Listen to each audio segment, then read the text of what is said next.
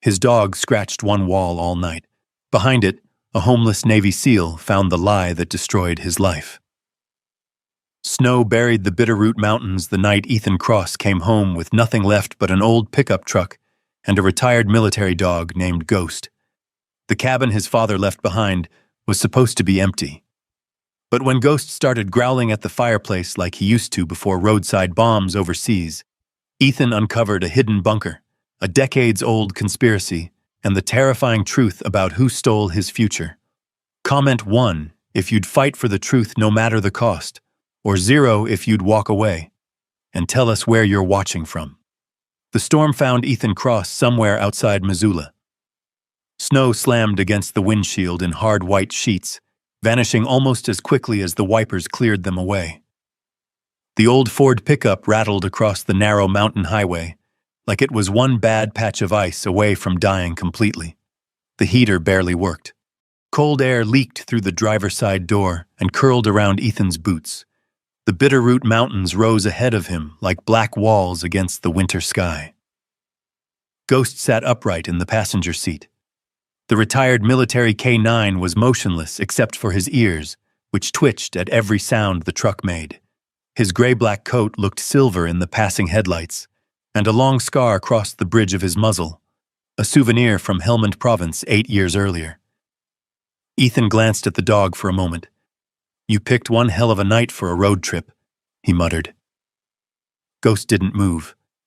The dog's amber eyes stayed fixed on the road ahead. The dashboard clock blinked 9:43 p.m. in weak green numbers. Ethan hadn't eaten since noon at a truck stop outside Butte, where the waitress had quietly slipped him an extra sandwich after noticing he counted quarters before paying for coffee. That kind of thing happened more now. People noticed things. The worn military backpack, the old jacket with no insignia left on it, the careful way he folded every dollar bill before putting it away. Homeless men developed habits they never meant to learn. The truck's tires slid slightly on black ice, and Ethan instinctively tightened both hands on the wheel. His shoulders locked hard enough to hurt. Ghost immediately turned his head toward him. "It's fine," Ethan said automatically, but his heartbeat had already sped up.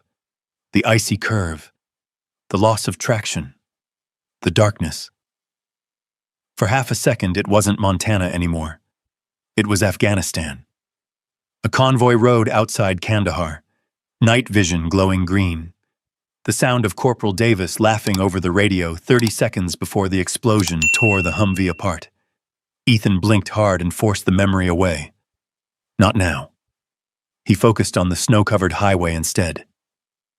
3 more miles.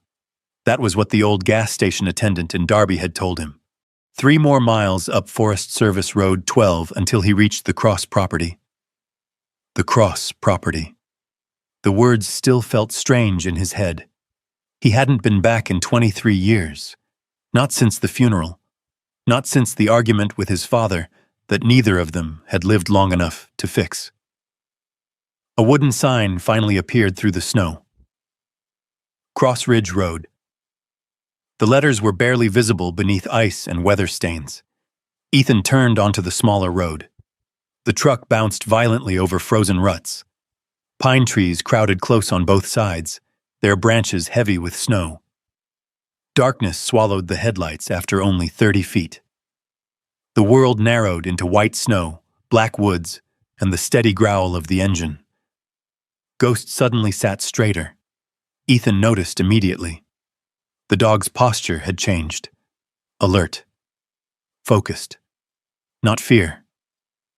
Detection. "You hear something?" Ghost's ears tilted toward the trees, then forward again. Ethan slowed the truck slightly. The old instinct woke inside him before he could stop it. Years of combat had carved certain reflexes too deep to remove. He found himself scanning shadows automatically, checking tree lines, calculating distance and visibility the same way he once had overseas. Nothing moved. Only snow. Only darkness.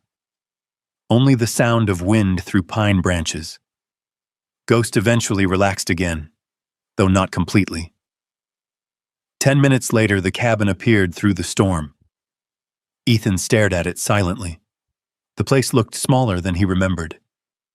The ranger cabin sat near the edge of a frozen clearing, half buried beneath snowdrifts.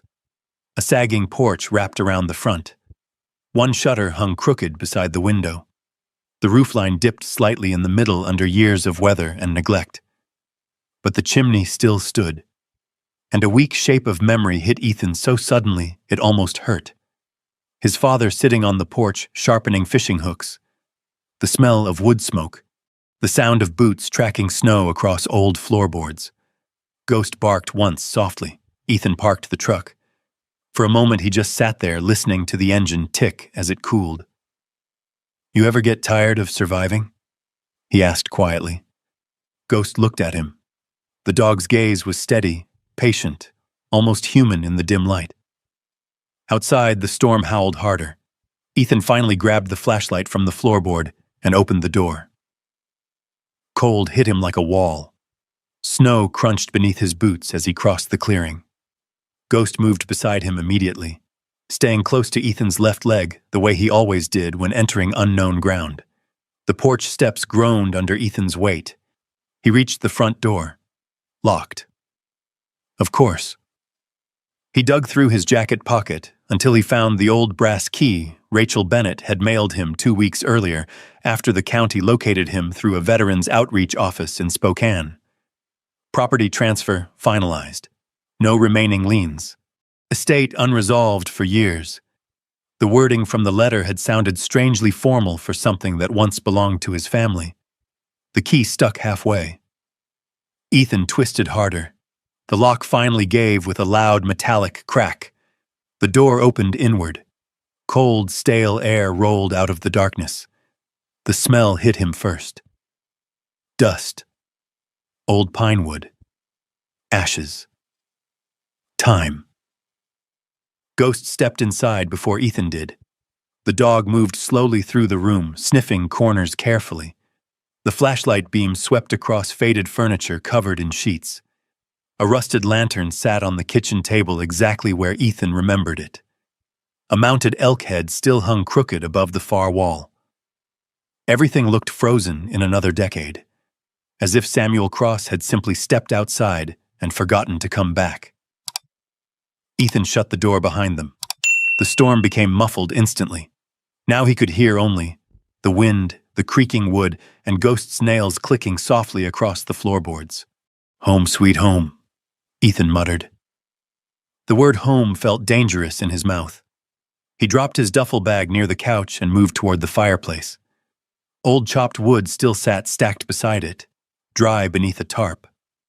His father had always prepared for winters months early. Some habits survived even after people didn't. 20 minutes later, flames crackled inside the stone fireplace. Warm orange light filled the cabin. Ghost finally lay down near the hearth with a tired grunt, while Ethan heated canned soup over the small propane stove he found in the kitchen cabinet.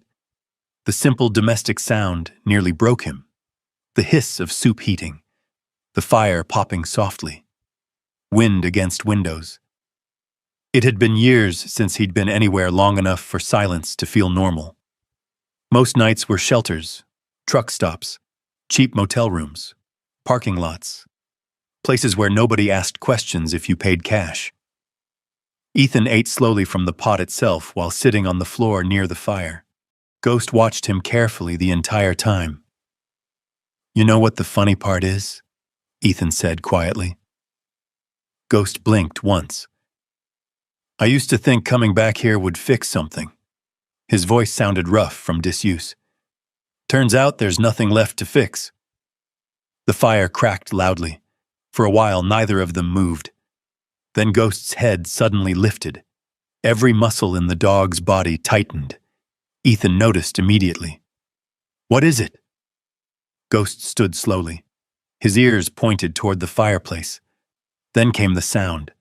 A low growl deep in the dog's throat. Not aggression. Warning. Ethan froze. He knew that sound.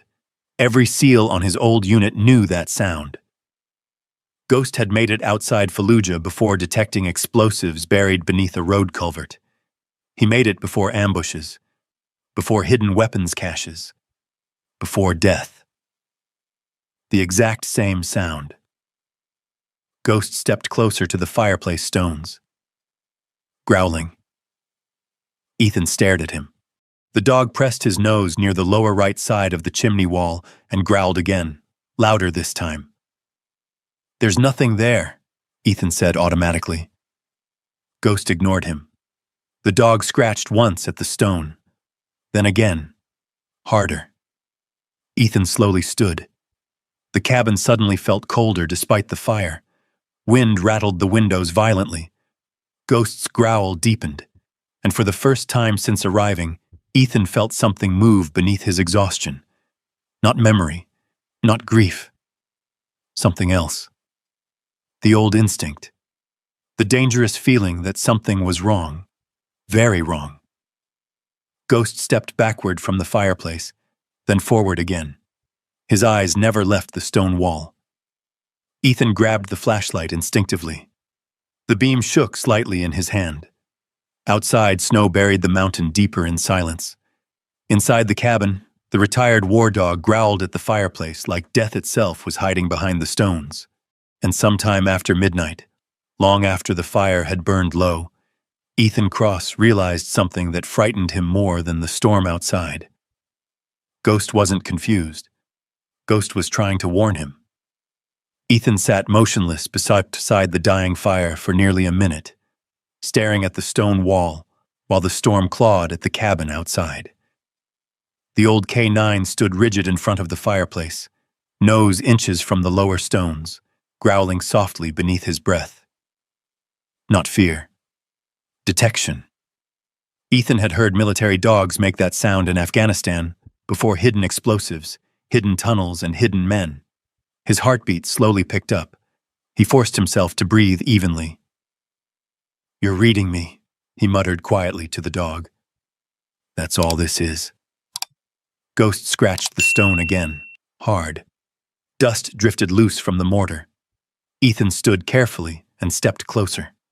The flashlight beam swept across the fireplace. Nothing looked unusual at first glance.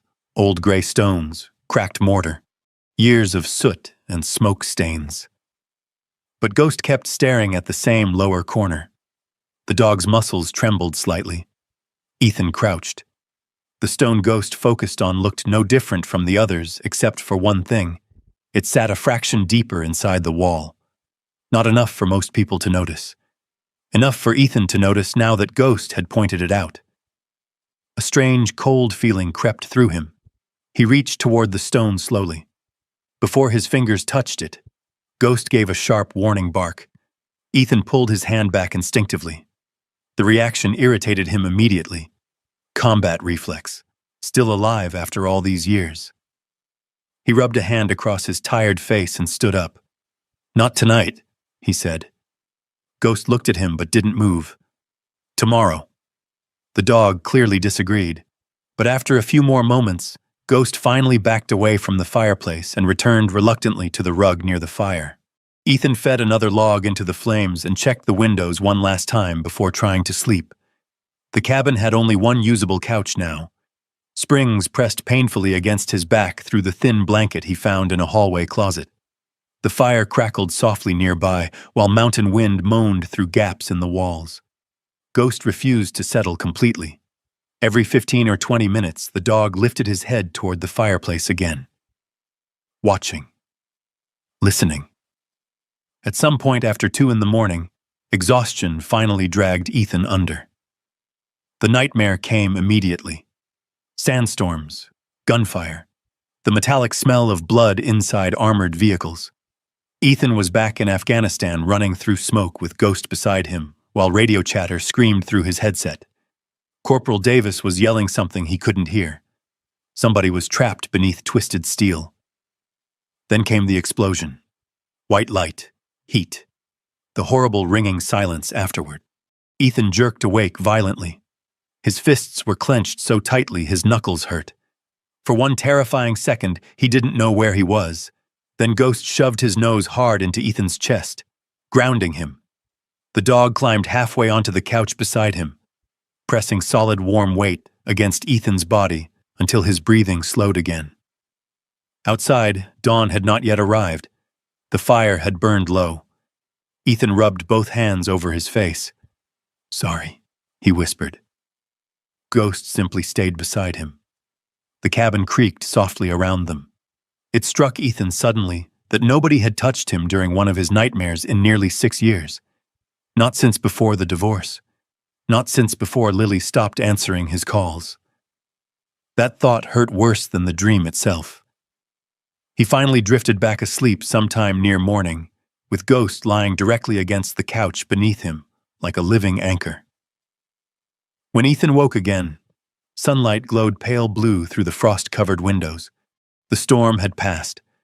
The Bitterroot Mountains stood silent beneath fresh snow. For a long moment, Ethan simply sat there, looking out the window. The valley stretched white and untouched beyond the cabin clearing. Tall pine trees rose along the ridgeline like dark cathedral pillars. Snow covered the old fences and buried the logging trail almost completely. Beautiful. Cold enough to kill a man in hours. Ghost was already awake. The dog stood near the front door, watching outside with alert eyes. "You hungry?" Ethan asked. Ghost immediately looked at him. That at least still worked normally. Ethan found a dented coffee pot beneath the sink and managed to get the old propane stove running again after several tries. Soon, the smell of burnt coffee and canned hash filled the cabin. It reminded him painfully of mornings overseas. Cold mornings before patrols, men trying not to think too far ahead. Ghost ate quickly from an old metal bowl Ethan discovered in a lower cabinet. The sight stopped him for a second. Samuel Cross must have kept it there all these years, waiting for a dog that never came home. Ethan looked away before the thought could settle too deeply. By mid-morning, he stepped outside carrying an axe he found near the porch. The cold air hit sharp and clean. His boots sank several inches into fresh powder as he crossed the clearing toward the woodpile. The silence out here felt different from city silence. This silence had weight, the kind that pressed against your chest until you either accepted it or went crazy inside it. Ethan split wood for nearly an hour. The work steadied him. Swing, crack, breath, repeat. Simple things helped. His therapist at the VA hospital in Spokane used to say trauma survivors needed repetitive grounding tasks. Ethan had stopped going after 3 sessions because talking about war in fluorescent-lit rooms made him feel trapped. But chopping wood made sense. The body understood labor better than memory.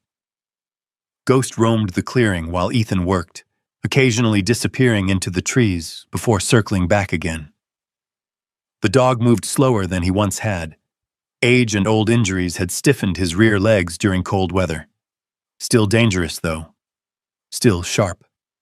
At noon, Ethan climbed onto the porch roof to clear heavy snow from the gutters before the weight collapsed them completely. From there, he could see farther down the valley. And that was when he noticed the tire tracks. Fresh. A vehicle had driven partway up the logging road recently. Maybe during the storm, maybe after. The tracks disappeared near the tree line below the property. Ethan studied them silently. Most people wouldn't drive mountain roads during weather like last night unless they had a reason. Ghost suddenly barked from below. Ethan looked down. The dog stood frozen near the woods facing north. Every muscle tight again. "What is it?" Ghost gave one short bark, but didn't move. Ethan climbed down from the roof immediately. Together they walked toward the edge of the clearing. The forest beyond the cabin looked ancient beneath the snow. Thick pines blocked most sunlight, turning the woods dark blue beneath the branches. Wind moved softly through them with a whispering sound that reminded Ethan uncomfortably of distant radio static. Ghost sniffed the air carefully, then relaxed. False alarm. Or maybe something already gone. Ethan hated not knowing which. By early afternoon, he decided to drive into town for supplies before dark. Pine Hollow sat 20 miles south along the mountain highway, a small logging town Ethan barely remembered from childhood summers. The drive down took nearly 45 minutes because of snow and ice. The town appeared gradually through the valley fog. A feed store, a gas station, a church with peeling white paint, a row of old brick storefronts. Pine Hollow looked like a place the rest of America forgot sometime around 1987. The diner sat near the center of town beneath a flickering sign that read Mary's Cafe. Inside smelled like coffee, bacon grease, and wet wool coats drying near heaters. Conversations quieted slightly when Ethan entered. Not dramatically, just enough for him to notice. Mountain towns studied strangers carefully. Ghost stayed close beside him while Ethan removed his gloves and took a booth near the window. The waitress approached carrying a coffee pot. Late 60s, gray hair, reading glasses hanging from a chain around her neck. "You passing through?" she asked. Ethan shook his head once. "Staying up on Cross Ridge." The waitress paused. Something flickered across her expression. "You Samuel Cross's boy?" Ethan hadn't heard himself described that way in decades. "Yeah." "Well, I'll be damned," she muttered softly. "Thought you were dead." "Almost was a few times." She snorted quietly at that. "Coffee's fresh, pie's not." Ethan almost smiled. Almost.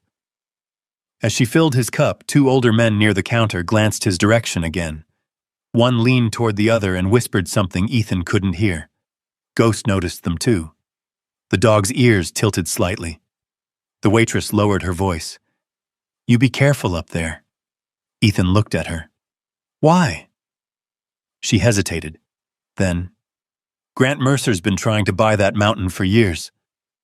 Something cold settled quietly inside Ethan's chest. "Why?" "Nobody knows." She topped off his coffee. "But men with that kind of money usually want something." Outside the diner window, snow drifted slowly across Main Street. Ghost stared toward the mountains, toward the cabin, toward the fireplace hidden deep inside it. And for the first time since returning home, Ethan Cross began to feel something worse than fear. He began to feel watched. The feeling stayed with him all the way back up the mountain. Snow crunched beneath the truck tires as dusk settled across the Bitterroot Valley. The sky turned the color of cold steel behind the ridgelines, and shadows stretched long between the pines. Ghost sat upright beside him again, watching the road, watching the woods, watching everything. Ethan kept checking the rearview mirror without meaning to. Nobody behind him. Still, the feeling wouldn't leave. Combat had taught him the difference between paranoia and instinct. Paranoia screamed, instinct whispered, and instinct had kept him alive. The truck climbed the narrow logging road slowly through deepening snow. Pine branches scraped the sides with dry, scratching sounds that reminded Ethan of fingers against glass. By the time the cabin appeared through the trees, darkness had fully settled over the mountain. Only one thing looked different. The front porch light was on. Ethan froze behind the wheel. He knew he had not turned it on before leaving town. Ghost's growl started instantly. Low, dangerous. Ethan shut off the engine without taking his eyes off the cabin. The warm yellow porch light glowed softly against the snow-covered clearing. Everything else sat completely silent. Too silent. Ghost stared forward, ears pinned slightly back now. Not fear. Readiness. Ethan reached beneath the seat and pulled out the old .45 pistol he legally kept from his military days. The weapon felt heavy and familiar in his hand. He checked the magazine automatically. Loaded. The movement calmed him more than it should have. "Stay close," he whispered. Ghost jumped from the truck first.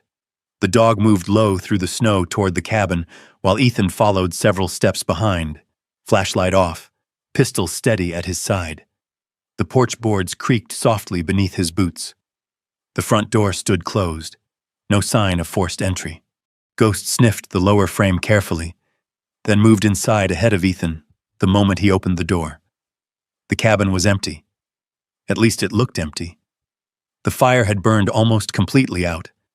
Shadows flickered faintly across the walls from dying embers. Nothing appeared disturbed. Still, Ethan checked every room carefully. Kitchen, hallway, storage room, back porch. Nobody. When he returned to the living room, Ghost stood in front of the fireplace again, staring. The same low growl vibrated in the dog's chest. Ethan finally looked up toward the porch switch beside the front door. Old-fashioned toggle switch. He stared at it for a moment, then remembered something.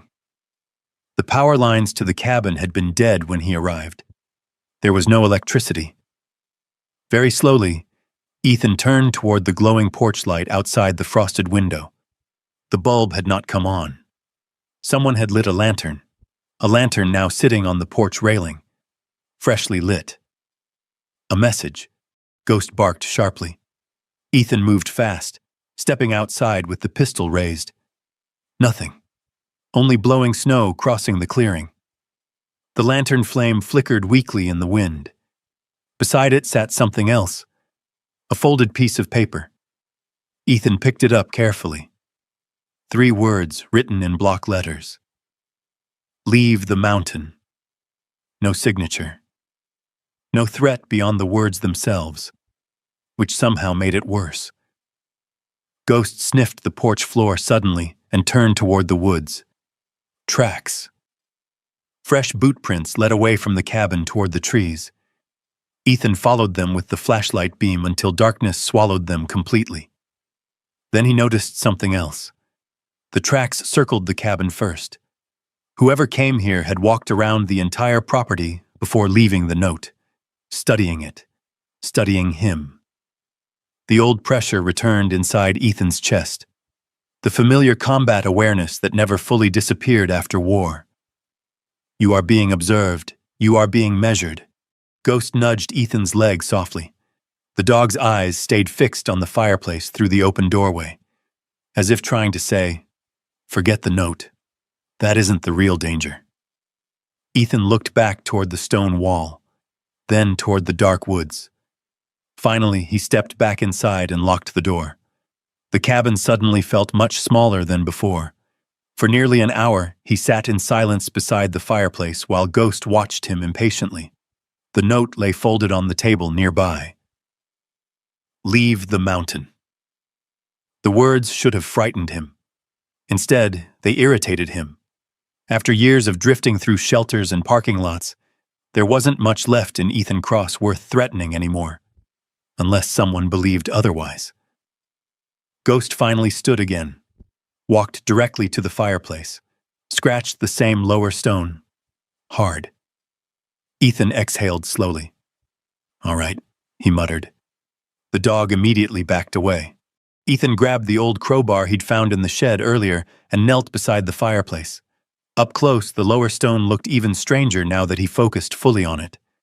The mortar around the edges was newer. Not recent, but newer than the surrounding stones. Someone had removed this before, or intended to. The cold sensation returned to Ethan's stomach. He wedged the crowbar carefully into the crack. Pushed. Nothing. He adjusted the angle and tried again harder. Stone grated softly against stone. Dust drifted loose. Ghost stepped backward immediately, watching, waiting. Ethan pushed harder with both hands. The stone shifted outward half an inch. His heartbeat quickened. Another shove. The rock finally slid free with a dull, grinding sound and dropped heavily onto the floorboards. Behind it sat darkness, a hidden cavity inside the chimney wall. Ethan froze. For several seconds, neither he nor Ghost moved. Then Ethan slowly reached inside. His fingers touched cold metal. He pulled out a small military lockbox coated in dust and ash. Olive drab. Rust along the hinges. Army surplus from decades earlier. His father's. Ethan recognized it immediately. Samuel Cross kept important things in military containers because he trusted steel more than wood. Ghost stopped growling. The dog sat quietly now, staring at the box, almost relieved. Ethan carried it to the kitchen table beneath the lantern light. The lock had already been broken years earlier. He opened the lid slowly. Inside sat old photographs, rolled survey maps, sealed envelopes, and a leather journal worn smooth with age. On top rested a folded letter with Ethan's name written across the front in Samuel Cross's handwriting. The sight hit him harder than expected. He had not seen his father's handwriting in over 20 years. For a long moment, Ethan simply stared at it. The cabin creaked softly around him, while wind pressed against the windows outside. Finally, he unfolded the letter. Ethan, if you are reading this, then either I am dead, or something has gone wrong enough that you finally came home. I pray it was the first thing and not the second. Ethan swallowed hard. The handwriting remained steady and precise across the page. There are things about this mountain you were never told. I kept them from you because men have already died over what's hidden here, and I believed distance would keep you safe. If Grant Mercer ever tries to buy this property from you, refuse him, no matter what he offers, no matter what he threatens. Ethan felt cold spread slowly through his chest. The letter continued. Men from Washington came here 19 years ago asking questions about the lower ridge after the wildfire exposed part of the old ground beneath the mountain. They claimed they were surveyors. They were not surveyors. One of them carried himself like military intelligence. I saw enough during Korea to recognize that kind of man. Ghost suddenly lifted his head toward the windows, listening. Ethan continued reading. I discovered something after the fire. Something hidden below the mountain long before either of us were born. I did not tell you because once a man knows certain things, people stop letting him live quietly. If you found this box, then you are already involved whether I wanted that or not. Trust the dog before you trust anyone else. Ethan stared at that sentence for a long time. Trust the dog before you trust anyone else. Ghost looked at him calmly from beside the table. Outside, snow fell harder against the darkness. Ethan unfolded one of the survey maps next. The paper showed detailed topographic markings across Cross Ridge Mountain. Red circles had been drawn around several areas near the northern slope. One notation appeared beside them in Samuel's handwriting. Vent shaft? Another map showed underground lines extending beneath the ridge. Tunnel systems, military markings, Cold War era. Ethan's pulse began to rise. What the hell were you into, old man? He whispered. Ghost suddenly stood. Every hair along the dog's spine lifted. Then came the sound. An engine. Faint. Somewhere beyond the trees, Ethan killed the lantern immediately. Darkness swallowed the cabin. Ghost moved silently to the window. Outside, through the falling snow, headlights appeared briefly between the pines below the property. A vehicle, watching the cabin from the logging road. Not moving. Just sitting there in the storm. Watching. The headlights glowed faintly through the falling snow below the ridge, half hidden between pine trunks. Ethan stayed motionless beside the darkened window, while Ghost stood rigid near the door, muscles tight beneath his coat. The truck engine outside idled softly, low, patient, not someone lost, someone waiting. Ethan kept one hand on the pistol, while the other slowly lowered Samuel's letter onto the table. His pulse had settled into that cold, focused rhythm he remembered from deployments, the dangerous calm that arrived right before things turned violent. Ghost gave a low, warning growl. Easy, Ethan whispered. The dog never took his eyes off the woods. 5 minutes passed, then 10. The headlights never moved. Snow drifted sideways through the trees, while darkness swallowed most of the road beneath the ridge. Whoever sat down there knew exactly where the cabin was. Knew Ethan was inside. Finally, the engine revved softly. The headlights turned, then disappeared slowly down the logging road until only darkness remained again. Ethan stayed at the window another full minute before exhaling. Ghost relaxed slightly, though not fully. Neither of them slept much after that. Ethan spent the next hour examining the contents of Samuel's lockbox beneath lantern light, while Ghost kept watch near the front door. The photographs disturbed him most. Old black and white images showed groups of men standing beside drilling equipment deep in the mountains sometime during the late 1960s. Military trucks appeared in several photos. In one picture, Ethan recognized his father much younger, standing near a Forest Service Jeep beside three men in dark overcoats. On the back of that photo, Samuel had written only 4 words: "They should not return." Another envelope contained copies of land surveys covering Cross Ridge Mountain. Most looked official, but several had sections blacked out heavily with marker. Government redactions. Why would military documents involve this mountain? Ethan rubbed tired eyes and leaned back in the chair. The cabin creaked softly around him. Outside, wind moved through the trees with hollow moaning sounds that carried across the frozen valley. Ghost suddenly turned toward the hallway. Alert again. Ethan listened. Nothing. Then, a faint metallic sound outside, like something brushing against the shed door. Ethan stood instantly. Ghost moved ahead of him toward the back window. The flashlight beam swept across darkness beyond the glass. Snow, trees, then movement. A shadow slipped behind the equipment shed near the edge of the clearing. Ethan's entire body tightened. The old instinct took over completely now. He killed the lantern, moved silently, checked the pistol again without thinking. Ghost waited beside the back door, ready. For one dangerous second, Ethan considered going outside, clearing the property himself. The exact kind of decision that once got men killed overseas. Not anymore. Not alone.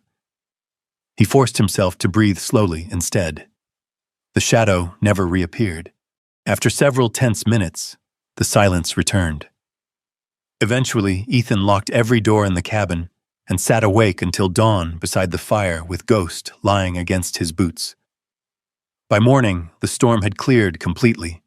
Sunlight poured cold and bright across the mountains.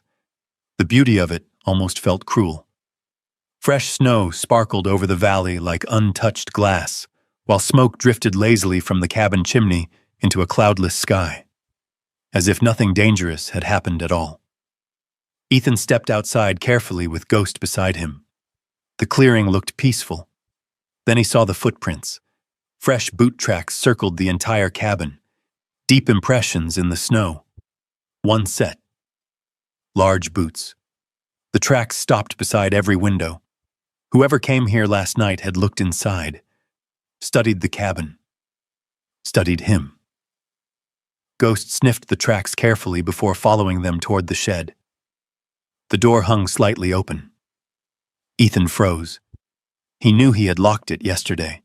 Very slowly, he pulled the door wider. Cold air rolled out, carrying the smell of gasoline and old wood. At first, nothing looked disturbed. Axes still hung on the wall, fuel cans untouched, snowmobile buried beneath a tarp. Then Ethan noticed the open drawer near the workbench. Empty. His stomach tightened immediately.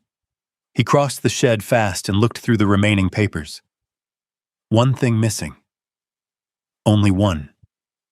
The old survey map Samuel had marked with red circles. Nothing else taken. Not tools. Not fuel. Not supplies. Just the map. Ghost growled softly. Yeah, Ethan muttered darkly. That's not random. He stepped outside again and scanned the tree line. The mountains suddenly felt different now. Less like wilderness, more like territory. Somebody knew about Samuel's lockbox, or at least knew enough to search for specific documents. And if they took the map, then they likely knew what it pointed toward. The tunnels, the ventilation shafts, whatever lay beneath Cross Ridge Mountain. Ethan spent the next hour following the boot tracks through the snow until they vanished near the logging road below the property. Tire marks showed where a vehicle had waited there during the night. Large SUV, heavy tread, probably 4-wheel drive. professional enough to leave before daylight. Ghost sniffed the road carefully, then turned north toward the mountains again. Watching. Always watching. By late morning, Ethan drove back into Pine Hollow. This time the town felt different too, smaller, more observant. The same older men sat inside Mary's cafe when Ethan entered, though both stopped talking when they noticed him. The waitress poured coffee without asking. "You look tired," she said quietly. "Didn't sleep much." She studied him for a second, then lowered her voice. "You have visitors up there?" Ethan looked at her sharply. "What makes you ask that?" Black SUV came through town around midnight, heading toward Cross Ridge. She frowned slightly. "Mercer Security uses vehicles like that sometimes." The name settled heavily in Ethan's chest again. Grant Mercer, the wealthy developer buying mountain property all across the valley. "What exactly does Mercer want up there?" Ethan asked. The waitress hesitated. "That mountain's been causing whispers for years." She glanced toward the counter before continuing. "Survey teams, federal people, land disputes. Folks around here stopped asking questions a long time ago." "Why?" "Because people who asked too many questions usually left." The words stayed with Ethan. After breakfast, he walked 2 blocks through the snow toward the county records office. The building looked unchanged since the 1970s. Red brick, frosted windows, old American flag snapping in the wind. Inside smelled like dust and paper. The receptionist glanced up from behind thick glasses. "Can I help you?" "I'm looking for property records on Cross Ridge Mountain." Something shifted in her expression instantly. "Related to the Cross property?" "Yeah." She hesitated, then picked up the phone quietly. "Rachel?" she said into the receiver. "There's someone here asking about Cross Ridge." A moment later, a woman stepped from a nearby office carrying several folders against her chest. Early 40s, dark brown hair tied back loosely, sharp eyes that missed very little. She studied Ethan carefully. "You're Ethan Cross." Not a question. "Who's asking?" "Rachel Bennett." She offered a hand. "County attorney." Ethan shook it cautiously. "You knew my father?" Rachel nodded once. "Samuel used to bring me trout every spring after fishing season." A faint smile crossed her face. "Never spoke more than 20 words at a time." That sounded accurate. Rachel motioned toward her office. "Come inside." The office overlooked Main Street through old frosted windows. Law books lined one wall beside stacks of county files. Ghost settled near the heater while Rachel closed the door. "You've had company already, haven't you?" she asked quietly. Ethan's expression tightened. "How do you know that?"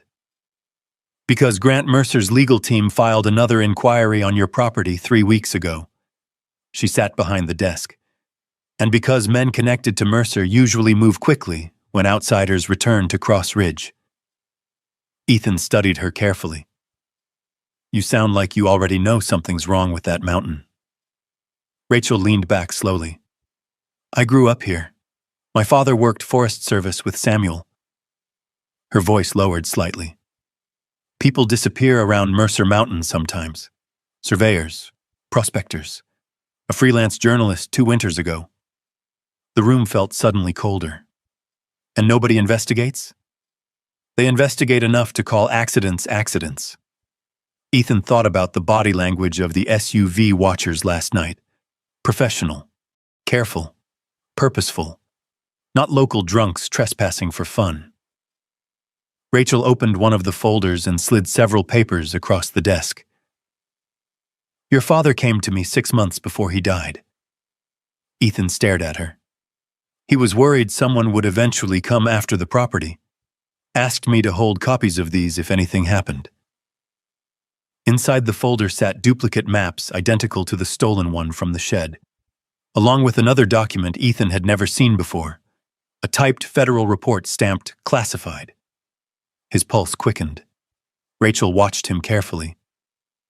"Ethan," she said quietly, "whatever your father found up there frightened him badly." Ghost suddenly lifted his head from beside the heater, listening. Then came the sound outside, a vehicle slowing on Main Street. Rachel glanced toward the window. Her face changed instantly. "Don't turn around too fast," she said softly. Ethan already knew. The feeling had returned. That same cold pressure between his shoulder blades, being watched. Again. The sensation settled over Ethan Cross, like cold water down his spine. He stayed still inside Rachel Bennett's office while Ghost slowly rose from the heater near the wall. The dog's ears tilted toward the street outside. Alert. Rachel glanced through the frosted blinds carefully without exposing herself fully to the window. "Black SUV," she said quietly. "Same one that's been around town the last few days." Ethan felt his jaw tighten. "You know who's inside?" "No." Rachel stepped back from the glass. "But Mercer employs former private security contractors. Some ex-military, too." That irritated Ethan more than it should have. He hated men who turned military experience into intimidation work for rich people. Ghost gave a low growl. The SUV engine idled outside for another moment, then slowly pulled away. Rachel waited several seconds before speaking again. "You understand this stops being normal property harassment if someone broke into your cabin. It stopped being normal when they left a warning note on my porch." Rachel's expression sharpened. "They threatened you directly?" Ethan pulled the folded paper from his jacket pocket and handed it to her. "Leave the mountain." Rachel read it silently, then looked up at him carefully. "You should consider leaving temporarily." Ethan almost laughed, not because it was funny, because the suggestion sounded absurd after everything he'd already survived. "I spent 15 months getting shot at in Helmand Province," he said quietly. "I slept behind dumpsters in Spokane last winter because the shelters were full. I'm not getting chased off my father's land by some developer with expensive trucks." Rachel held his gaze for a moment, then nodded once. "Fair enough." She opened another file folder on her desk. "There's something else you need to see." Inside sat photocopies of financial documents and property transfer records. Rachel slid them across carefully. "These came from a federal inquiry about 8 years ago," she explained. "Most of the investigation disappeared before charges were filed." Ethan scanned the pages. Several company names appeared repeatedly. Mercer Holdings, Silver Ridge Development, North Star Logistics. Then his eyes stopped moving. One company name hit him like a punch to the chest: Helix Defense Solutions. His stomach turned cold instantly. Rachel noticed the change in his face. "You recognize it?" Ethan nodded slowly. "That company handled private military contracts overseas." More memories surfaced immediately. Convoys, supply chains, missing equipment reports. The investigation that destroyed his military career. He kept reading. The documents detailed offshore accounts, shell companies, and federal audits tied to defense procurement fraud. And there, near the bottom of one page, his own name. Ethan Cross. Flagged for internal review, his pulse began hammering. Ghost moved closer to him immediately. Rachel watched him carefully. "What is it?" Ethan sat down slowly. For a second, the room blurred around the edges. Not now. Not here. But the memories were already coming. The courtroom. The accusations. The humiliation. Years earlier, Ethan had been blamed for signing off on corrupted weapons inventory reports while attached to a joint operations task force overseas. Millions of dollars in missing military equipment had vanished through private contracting channels. By the time investigators sorted through the paperwork, Ethan had already been suspended, then discharged. Not dishonorably, but publicly enough that the damage stuck anyway. His marriage collapsed within a year. Most employers saw only headlines. Most people did too. Rachel's voice pulled him back. "Ethan?" He stared down at the papers. These companies, he swallowed hard. They were connected to the investigation against me. Rachel went very still. You're certain? I signed transport authorizations tied to Helix Defense. His voice sounded distant even to himself. Half the inventory logs disappeared after the audit started. Ghost rested his head quietly against Ethan's knee, grounding him again. Rachel leaned forward slowly. Your father believed Grant Mercer had connections inside federal contracting circles during the late Cold War years. If Mercer's companies evolved into military subcontracting later, she didn't finish. She didn't need to. Ethan already understood the implication. The room suddenly felt too small. All these years, the disgrace, the homelessness, the divorce, Lily refusing to answer his calls. What if none of it had been random? A pressure built painfully behind his ribs. Not panic. Worse. Recognition. Like seeing the outline of a trap only after spending years inside it. Rachel spoke carefully now. Ethan, if someone wanted control of Cross Ridge Mountain badly enough, destroying your credibility first would make future legal disputes much easier. He stared at the papers silently. Ghost stayed pressed against him. The dog knew, not details, but emotions. Pain had a scent to animals, and Ethan was drowning in it now. Outside, snow drifted slowly across Main Street while old pickup trucks rolled past the courthouse windows. Normal life. Meanwhile, his entire past was rearranging itself piece by piece. Rachel finally broke the silence. You should stay somewhere else tonight. No. You're isolated up there. That's exactly why I'm staying. Rachel studied him carefully. You really were a SEAL. The statement carried no admiration, only observation. Ethan gave a tired shrug. Doesn't mean much now. Rachel disagreed silently, but let it go. Instead, she opened another folder. These are county ownership maps from the 60s. Your father highlighted several sections before he died. The map showed Cross Ridge Mountain stretching north toward old, abandoned mining areas. Several underground markings appeared beneath the ridge. Tunnel systems, vent shafts, storage zones, military infrastructure. Then Ethan saw another notation written in Samuel's handwriting beside one red circle. Not gold. The words chilled him instantly. What does that mean? Rachel shook her head. Samuel never explained it to me. Ghost suddenly lifted his head again. Another vehicle passing outside, this time slower. Ethan's combat instincts screamed immediately. Surveillance, pattern checks. Whoever watched him wanted pressure, not confrontation. At least not yet. Rachel noticed his expression. What are you thinking? Ethan looked back down at the files. That somebody spent a long time making sure I lost everything. His voice remained calm, too calm. That frightened Rachel more than anger would have, because she recognized the look in his eyes now.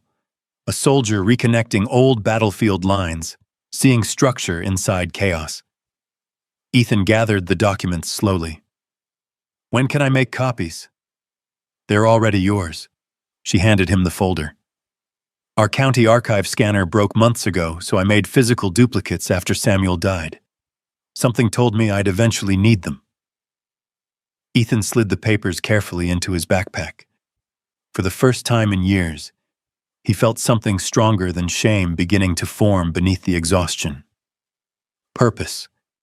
Dangerous thing for broken men to rediscover. By late afternoon, he drove back toward Cross Ridge with Ghost asleep lightly beside him.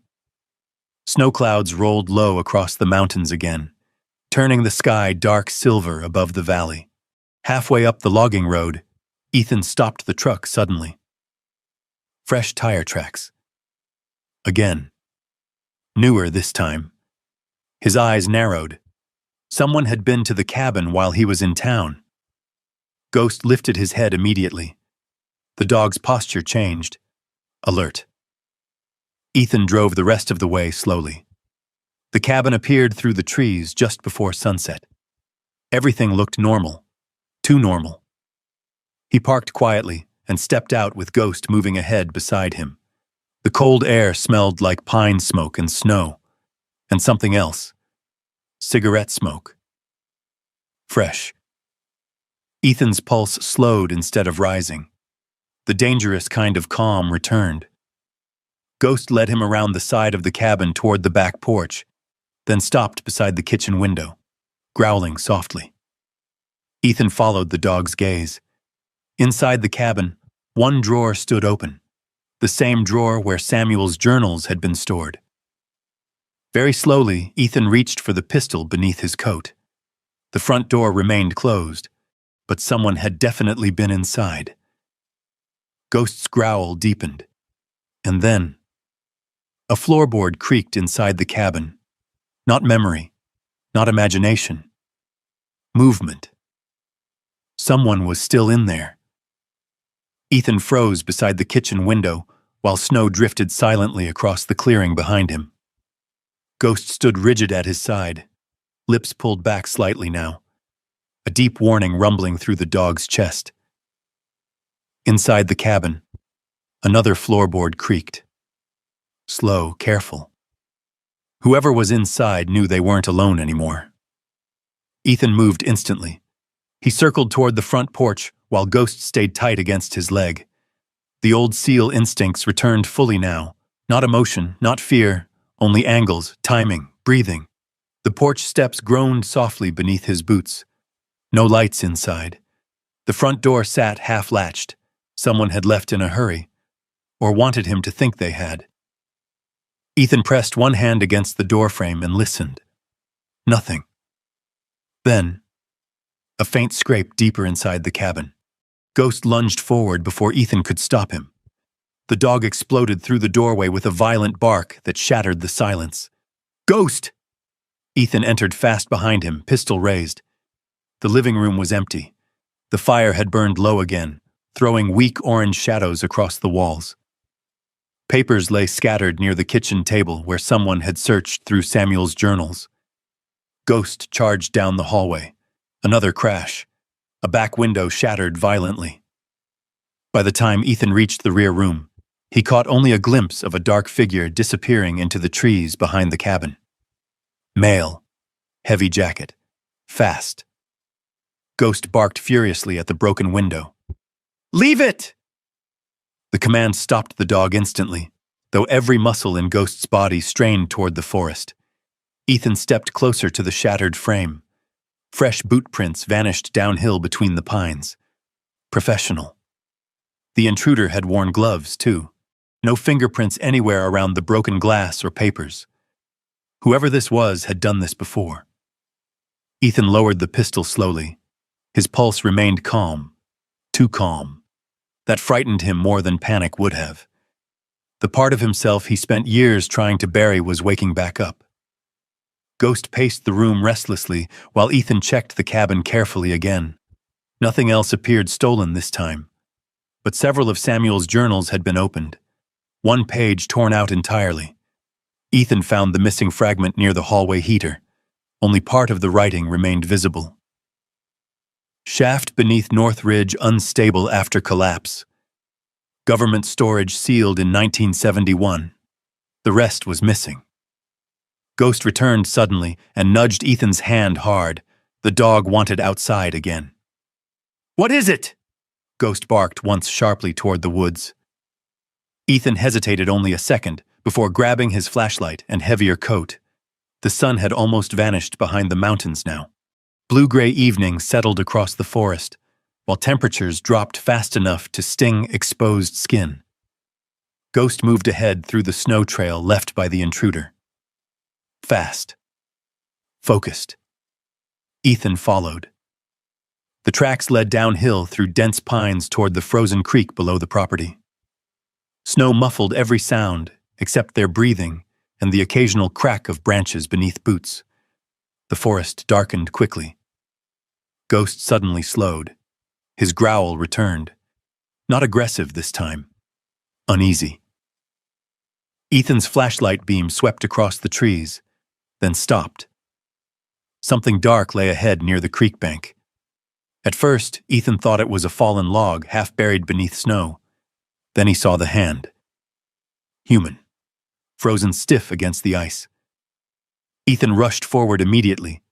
The body belonged to an older man wearing insulated survey gear beneath a heavy winter jacket. Half his torso had broken through the frozen creek surface, trapping him beneath jagged ice. Dead. Probably for several hours already. Ghost whined softly beside him. Ethan crouched carefully near the body. The man's face was pale blue with cold, eyes frozen half open toward the darkening sky. Blood stained the snow near the back of his head. Not much, but enough. Ethan's stomach tightened. He swept the flashlight around the area carefully. No obvious signs of struggle. But then he noticed something strange. A tattoo partially visible beneath the dead man's sleeve. Military. Ethan pulled the frozen fabric slightly higher. His pulse stopped cold. The insignia belonged to an old intelligence support unit Ethan recognized from overseas briefings years ago. The kind of unit that officially didn't exist unless someone needed something buried quietly. What was a man like that doing in Montana? Ghost barked suddenly toward the tree line uphill. Ethan turned sharply. Nothing there. But the sensation returned instantly. Watching. Someone else knew about the body. The thought hit him hard enough that he immediately pulled out his phone and called the sheriff's office. Sheriff Wade Harper arrived 40 minutes later with 2 deputies and a snowmobile rescue team. Red emergency lights flashed silently across the trees while wind swept through the valley. Harper climbed down from the lead snowmobile, adjusting his heavy coat, tall, broad, late 50s. The sheriff's eyes settled immediately on Ethan. You found him? Ghost did. Harper glanced briefly toward the dog, then toward the body. His expression barely changed. Too controlled. Ethan noticed immediately. The deputies pulled the body free while Harper questioned Ethan near the creek. What were you doing out here after dark? Following someone who broke into my cabin. Harper looked up sharply. You report that? Not yet. Convenient timing. The comment irritated Ethan instantly. I didn't put a dead man under the ice. Harper studied him quietly. The flashlight beams moved across the frozen creek while deputies loaded the body onto a rescue sled. Then Ethan noticed something strange. Harper barely examined the scene. No detailed questions, no perimeter checks, no photographs beyond basic procedure. Too fast. Way too fast. One deputy approached carrying a leather wallet recovered from the body. Name's Victor Hale, the deputy said. Out-of-state ID. Harper barely glanced at it. Probably slipped through the ice during the storm. Ethan stared at him. There's blood behind his head. Could have hit a rock falling. That tattoo belongs to Federal Intelligence Support. Harper's eyes narrowed slightly. For the first time, emotion cracked through the sheriff's calm expression. Only for a second. Then gone. You military? Harper asked. Used to be. The sheriff looked Ethan over carefully. Then you know better than most that not every tattoo means a conspiracy. The word conspiracy hung deliberately between them. Dismissive. Controlled. Ethan said nothing. Harper stepped closer. You've been back on that mountain less than a week, Mr. Cross. His voice stayed polite. Maybe don't start imagining ghosts in every shadow. Ghost growled softly beside Ethan's leg.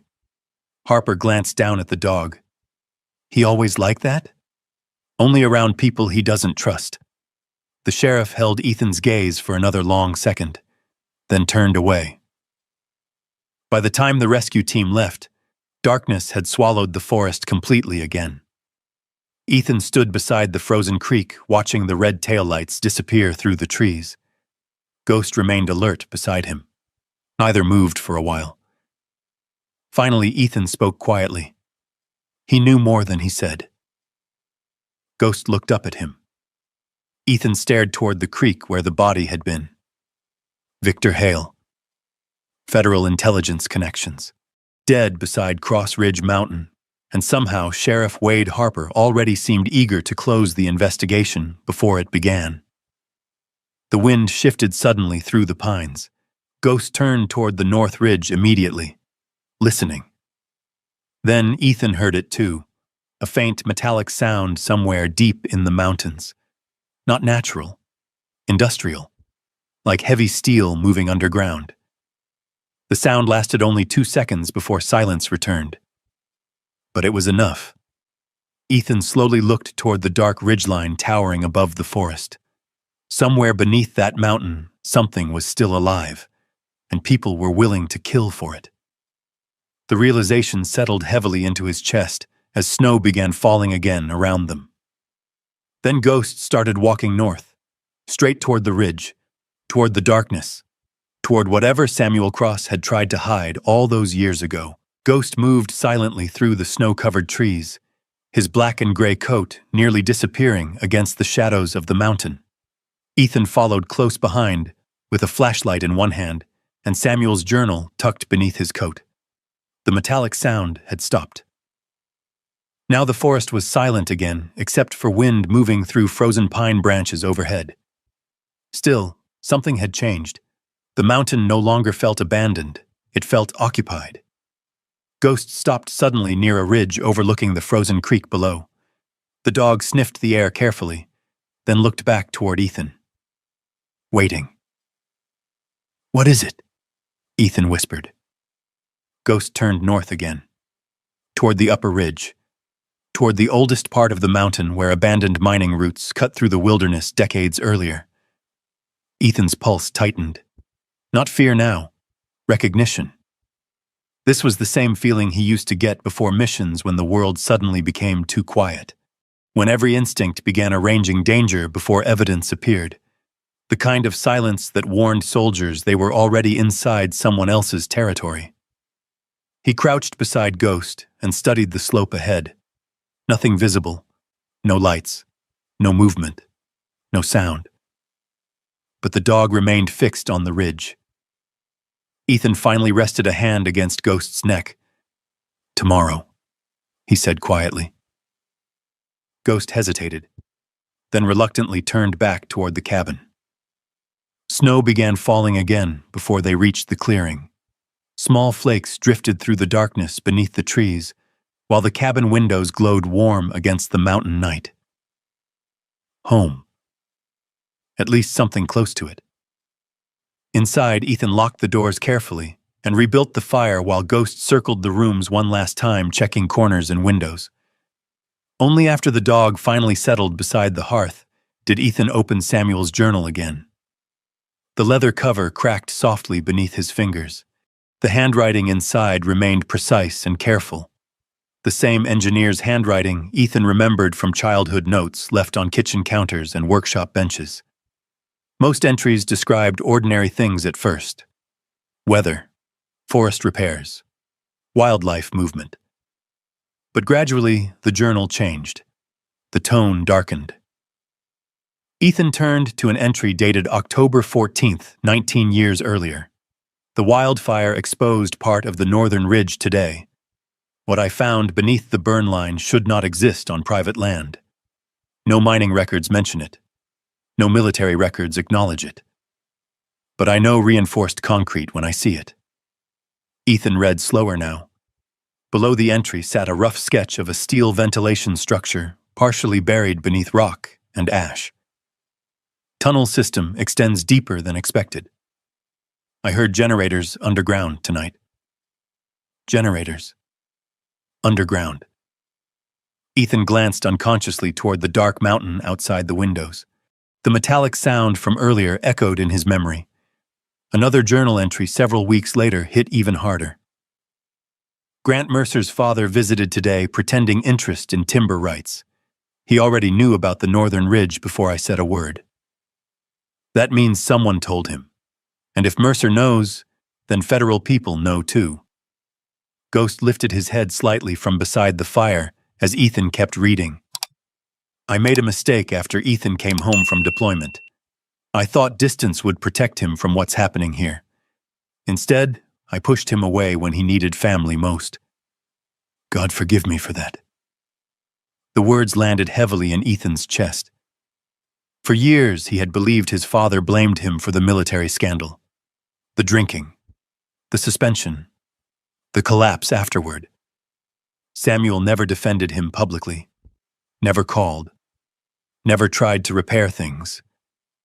At least that's what Ethan believed. Now his hands tightened around the journal pages. Another entry. Men connected to Mercer have begun asking questions about Ethan's service records. Too much interest, too specific. I fear they understand something I prayed was coincidence. If Ethan was targeted because of me. The sentence stopped abruptly there.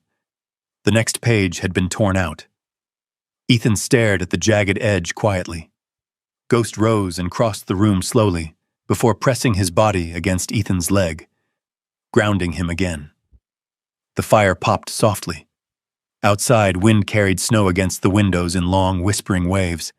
Ethan rubbed both hands over his face. All these years. He remembered standing in via hallways alone after the investigations collapsed his career.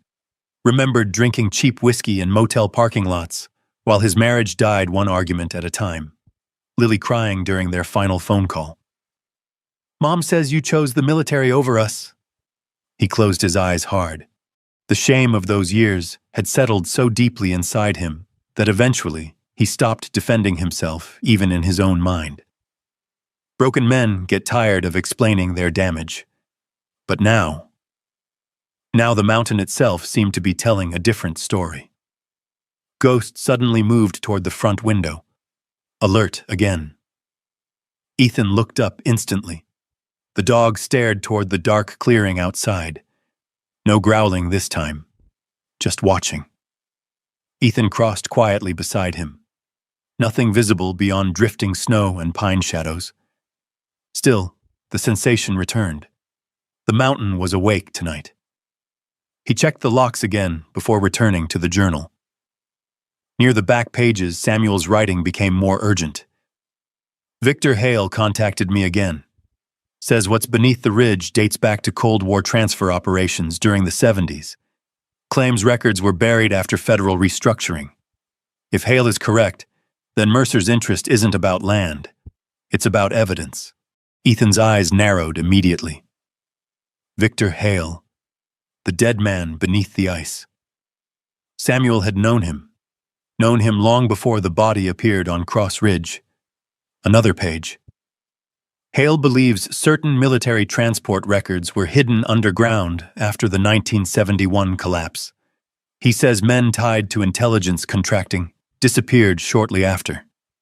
Too many deaths around this mountain now. I no longer trust Sheriff Harper either. Ethan sat perfectly still. Even the sheriff. The isolation of the mountain suddenly deepened around him. No safe authority. No clear allies. Only pieces.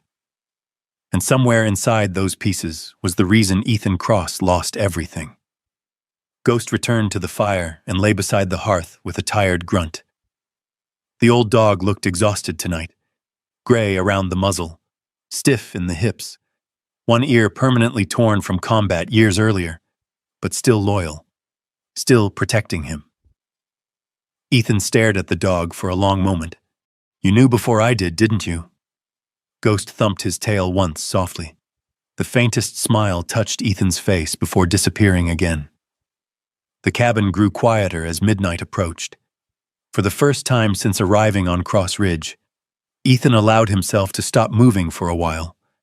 No scanning windows, no checking weapons, no listening for engines. Just silence. The firelight flickered softly across Samuel's journal while snow buried the mountain deeper outside. Ethan read until his eyes grew heavy. Entries about repairing trails, fishing streams with young Ethan decades earlier, warnings about Mercer, fear of government contractors, and beneath all of it, regret. Samuel Cross had spent years trying to protect his son by pushing him away from danger he never fully explained. But all Ethan experienced was abandonment. The tragedy of it settled painfully into him. Two stubborn men destroying their relationship while both believed they were protecting the other. Near 2 in the morning, Ethan finally closed the journal. Ghost was already asleep beside the fireplace. The dog twitched occasionally in dreams, paws moving faintly against the rug as if running somewhere far away. Ethan covered him gently with an old wool blanket from the couch. Then he stood near the window looking out across the frozen valley. Snowfall had stopped again. Moonlight silvered the mountains. And there, high above the north ridge, a single faint light glowed briefly between the trees, then vanished. Not a star, not moonlight. Artificial. Someone was up there, watching the mountain, watching him. Ethan stood motionless for a long time, staring toward the ridge. Then finally, he understood something that changed the shape of everything. Samuel Cross had not hidden those journals to bury the truth. He had hidden them to prepare Ethan for it.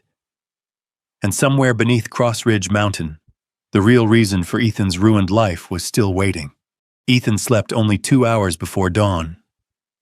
The dreams came again. This time it was fire, not Afghanistan. The cabin. He dreamed of standing inside Samuel Cross's workshop as smoke poured through the walls, while his father shouted something he couldn't hear over the roar of collapsing timber. Ghost barked somewhere far away in the darkness. Then the mountain itself opened beneath them. Ethan woke hard, gasping. The fire in the hearth had burned low to glowing coals. Pale morning light filtered through frosted windows, while wind carried snow against the roof in soft waves. Ghost stood near the front door, already awake, waiting. The dog's focus was absolute, toward the north ridge again. Ethan rubbed both hands over his face and sat up slowly. Every muscle hurt from cold, exhaustion, and years of sleeping in places never meant for rest. Still, something felt different now. Purpose had replaced numbness. Dangerous thing. He knew that from war. Men with nothing left to lose became hard to control. Ghost paced once beside the door. "Yeah," Ethan muttered. "I know." The mountain was calling them. After coffee and canned beans heated over the propane stove, Ethan spread Samuel's maps across the kitchen table again. Morning light illuminated the faded survey lines while Ghost lay beside the fire, watching him carefully. Several markings pointed toward the northern slope above the frozen creek where Victor Hale's body had been found. Vent shaft, storage route, collapse zone. One notation appeared beside a narrow ravine Ethan vaguely remembered from childhood hunting trips. Old mining access. Sealed 1971. Ethan traced the line slowly with one finger. The same area where Ghost kept focusing. The same ridge where the strange light appeared last night. The same direction the metallic sound came from. His stomach tightened. Whatever Samuel hid beneath the mountain, someone was still protecting it decades later. By late morning, Ethan loaded supplies into the truck. Flashlights, rope, extra batteries, medical kit, Samuel's maps. Ghost watched every movement with rising excitement. "You really miss this stuff, don't you?" Ethan asked. Ghost's tail thumped once. The dog had spent most of his life working beside soldiers. Missions gave him clarity. Maybe they did the same thing for Ethan. The drive toward the North Ridge took nearly an hour through abandoned logging roads buried beneath deep snow. Pine forests crowded close around the truck, while frozen cliffs rose sharply above narrow ravines. No signs, no cabins, no tourists. Only wilderness. The kind that swallowed people permanently if they disappeared out here. Eventually, the road became impassable beneath fallen trees and ice. Ethan parked beside an abandoned forestry marker and continued on foot with Ghost leading ahead through knee-deep snow. The climb grew steeper quickly. Wind screamed across the ridge hard enough to sting exposed skin, while old mining debris appeared scattered between trees. Rusted cable drums, broken steel supports, collapsed equipment nearly consumed by moss and snow. Ghost moved faster now, focused. Then suddenly the dog vanished behind a cluster of rocks. Ethan followed, and stopped cold. Half buried beneath ice and fallen timber sat a concrete structure built directly into the mountainside. Ventilation shaft, exactly like Samuel's sketch. The steel grate covering the opening had been cut recently. Fresh marks. Someone had been here. Ghost barked sharply. The sound echoed strangely against the mountain. Ethan crouched near the opening carefully. Cold air drifted upward from below, carrying a faint metallic smell. Oil, machinery, and something older. Underground air. His pulse quickened immediately. The shaft descended at an angle into darkness beneath the ridge. Ghost growled softly. Not fear, readiness. Ethan clipped a tactical flashlight onto his jacket and tested the rope anchoring beside the shaft entrance. Modern climbing rope. Not old. Whoever accessed this place recently came prepared. He looked down at Ghost. You sure about this? Ghost immediately started descending. Ethan almost smiled despite himself. Right. Dumb question. The climb down took several tense minutes. The ventilation tunnel narrowed sharply beneath the mountain, forcing Ethan to move sideways along icy steel rungs bolted into old concrete walls. Water dripped somewhere deep below. The mountain groaned occasionally with shifting ice and age. Ghost reached the bottom first and waited silently beside a massive steel blast door, half concealed behind collapsed debris. Ethan's flashlight beam swept across faded military markings painted onto the concrete.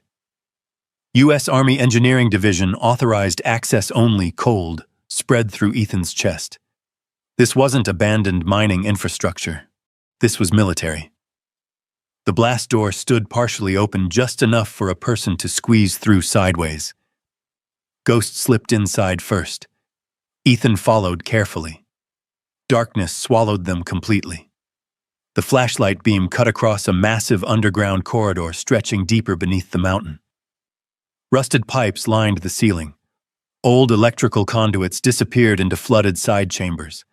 Thick concrete walls sweated moisture from decades underground. Cold War bunker. Real. Ghost's claws clicked softly against wet concrete as they moved deeper inside. Ethan's heartbeat grew louder in his ears. Every instinct screamed caution now. The place felt wrong. Not dead. Sleeping. They passed old storage rooms filled with collapsed crates and water-damaged equipment stamped with military inventory numbers. One chamber contained rows of rusted bunk beds beneath mold-covered blankets. Someone once lived down here. A lot of someones. Ghost suddenly stopped near a reinforced steel door hanging partially off its hinges. Inside, Ethan found the first shock. Stacks of sealed metal containers lined the room floor to ceiling. Not weapons. Documents. Thousands of files preserved inside waterproof military archive bins. His flashlight swept across faded labels. Transport logs, payment authorizations, foreign transfer records. Ethan opened one carefully. Inside sat folders packed with financial documents tied to covert military contracting during the 70s and 80s. Black budgets. Offshore accounts. Unauthorized shipments. Then he saw the names. Mercer Holdings. North Star Logistics. Helix Defense Solutions. The same companies tied to Ethan's ruined career decades later. His stomach turned. This mountain wasn't hiding gold. It was hiding evidence. Proof connecting powerful people to illegal military operations spanning generations. Ghost barked sharply from deeper inside the bunker. Ethan grabbed the file and followed fast. The corridor opened into a larger underground chamber. And there, stacked against the far wall, sat rows of military-grade lockboxes. Several had burst open long ago. Inside gleamed gold bars wrapped in deteriorating Federal Reserve packaging. Ethan stared in disbelief. Not just documents. Money. Enough to ruin governments. Enough to kill over forever. Then Ghost growled violently. Ethan spun around instantly. Voices echoed faintly somewhere deeper in the bunker. Men. Close. Flashlight beams flickered briefly down another corridor. Someone else was already inside the mountain. Ghost backed toward Ethan protectively. The voices grew louder. Tracks outside the vent shaft. He's here somewhere. Ethan killed his flashlight immediately. Darkness swallowed them. Only distant beams moved now through the underground corridors ahead. 3 men at least. Maybe more. Professional movement. Controlled voices. Mercer's people. Ethan's pulse slowed dangerously. Combat mode. Ghost pressed close against his leg, waiting for commands. The old SEAL inside Ethan fully awakened then. Not the broken homeless veteran. Not the disgraced man sleeping in shelters. The operator. The survivor. He leaned close to Ghost's ear. Quiet. The dog became perfectly still. Flashlights moved closer through the bunker. One beam swept briefly across the corridor entrance 50 feet away. Ethan spotted tactical rifles, body armor, military contractors. His breathing remained calm now, cold, precise, because suddenly everything made sense. The scandal, the surveillance, Victor Hale's death, Samuel's fear. Grant Mercer wasn't protecting land. He was protecting an entire buried history, and Ethan Cross had just walked directly into the center of it. The flashlight beams moved closer through the underground corridor. Ghost stood frozen beside Ethan in total silence, muscles tight beneath his coat. The old dog's breathing remained steady despite the tension flooding the bunker. The men approaching were professionals. Ethan recognized the spacing immediately. 1 forward, 2 staggered behind. Disciplined movement. Private contractors with military training. Their voices echoed faintly through the concrete tunnels. Check the archive room again. Mercer wants confirmation. Mercer. Hearing the name inside this buried place made everything colder somehow. Ethan crouched lower behind stacked supply crates while his mind calculated distances automatically. No clean exit. Unknown numbers. Tight underground corridors. Worst kind of engagement. Ghost glanced toward him, waiting for direction. Ethan leaned close.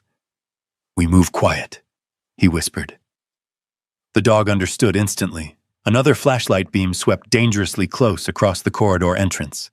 Ethan spotted tactical patches on one man's vest. Gray Falcon Security. Mercer's contractors. One of the men stopped suddenly.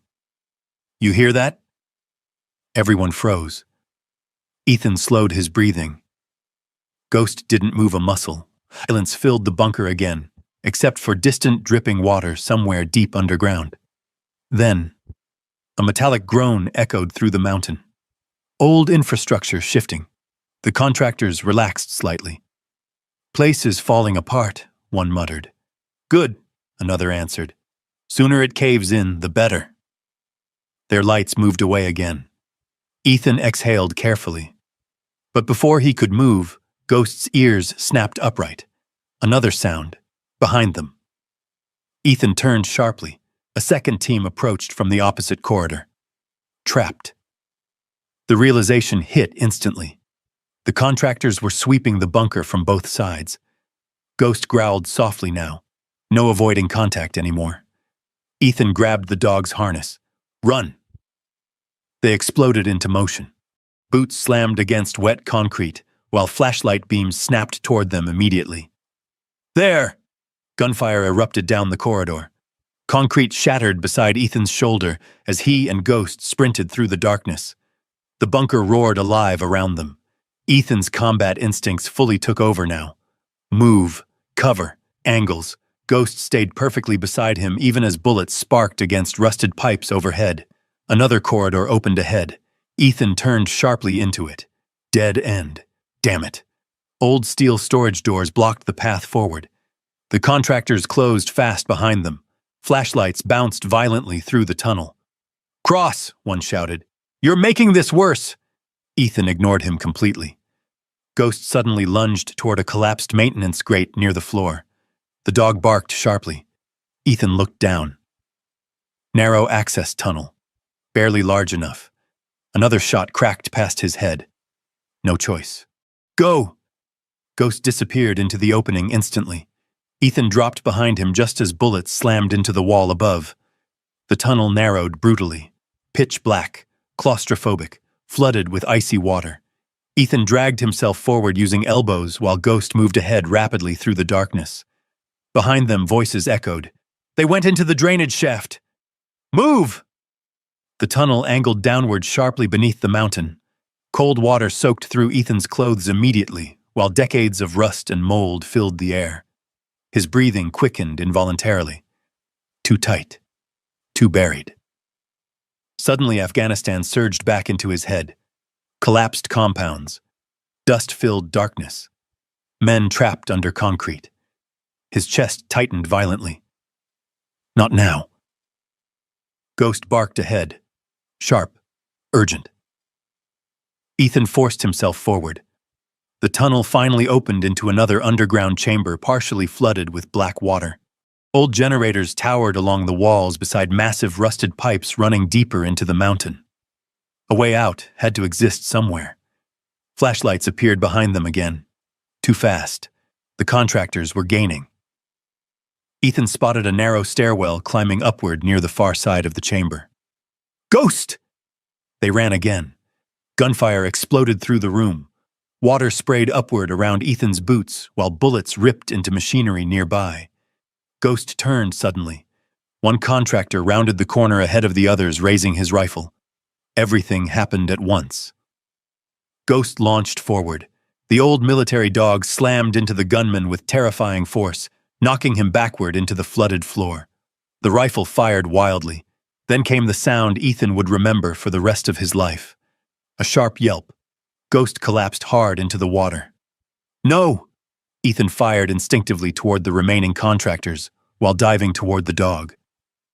The men ducked behind machinery. Ghost struggled weakly beside him, blood spreading dark through the freezing water beneath his son. Shot. The world narrowed instantly. Not the bunker. Not the contractors. Only Ghost. The old dog tried to stand again, despite the wound, still protecting him. Always protecting him. Ethan grabbed Ghost's harness and forced himself to move. More gunfire erupted behind them. Concrete dust exploded from the walls. Ethan dragged the wounded dog toward the stairwell, while panic crashed violently through him now. Not again. Not another teammate dying in his arms. The stairwell climbed steeply through darkness before ending at another sealed maintenance hatch. Ethan slammed against it desperately. Locked. Ghost whimpered softly behind him. The sound nearly broke him. Ethan stepped back and fired twice into the rusted lock mechanism. The hatch burst open outward beneath snow and moonlight. Cold mountain air hit them instantly. Freedom. Ethan carried Ghost out into the wilderness just as voices echoed behind inside the tunnel. The contractors were still coming. Snow hammered the mountains now beneath violent winds sweeping across the ridge. Ethan staggered downhill carrying the 80-pound dog through knee-deep drifts while Ghost bled against his coat. Stay with me, Ethan whispered desperately. Ghost's breathing came shallow and uneven. The old dog's eyes still tracked the forest around them despite the pain. Still guarding. Still working. Ethan's legs burned as he fought through the storm. Every step became harder. The contractors emerged onto the ridge behind them minutes later with flashlights sweeping through the blizzard. South slope! There! Ethan ran harder.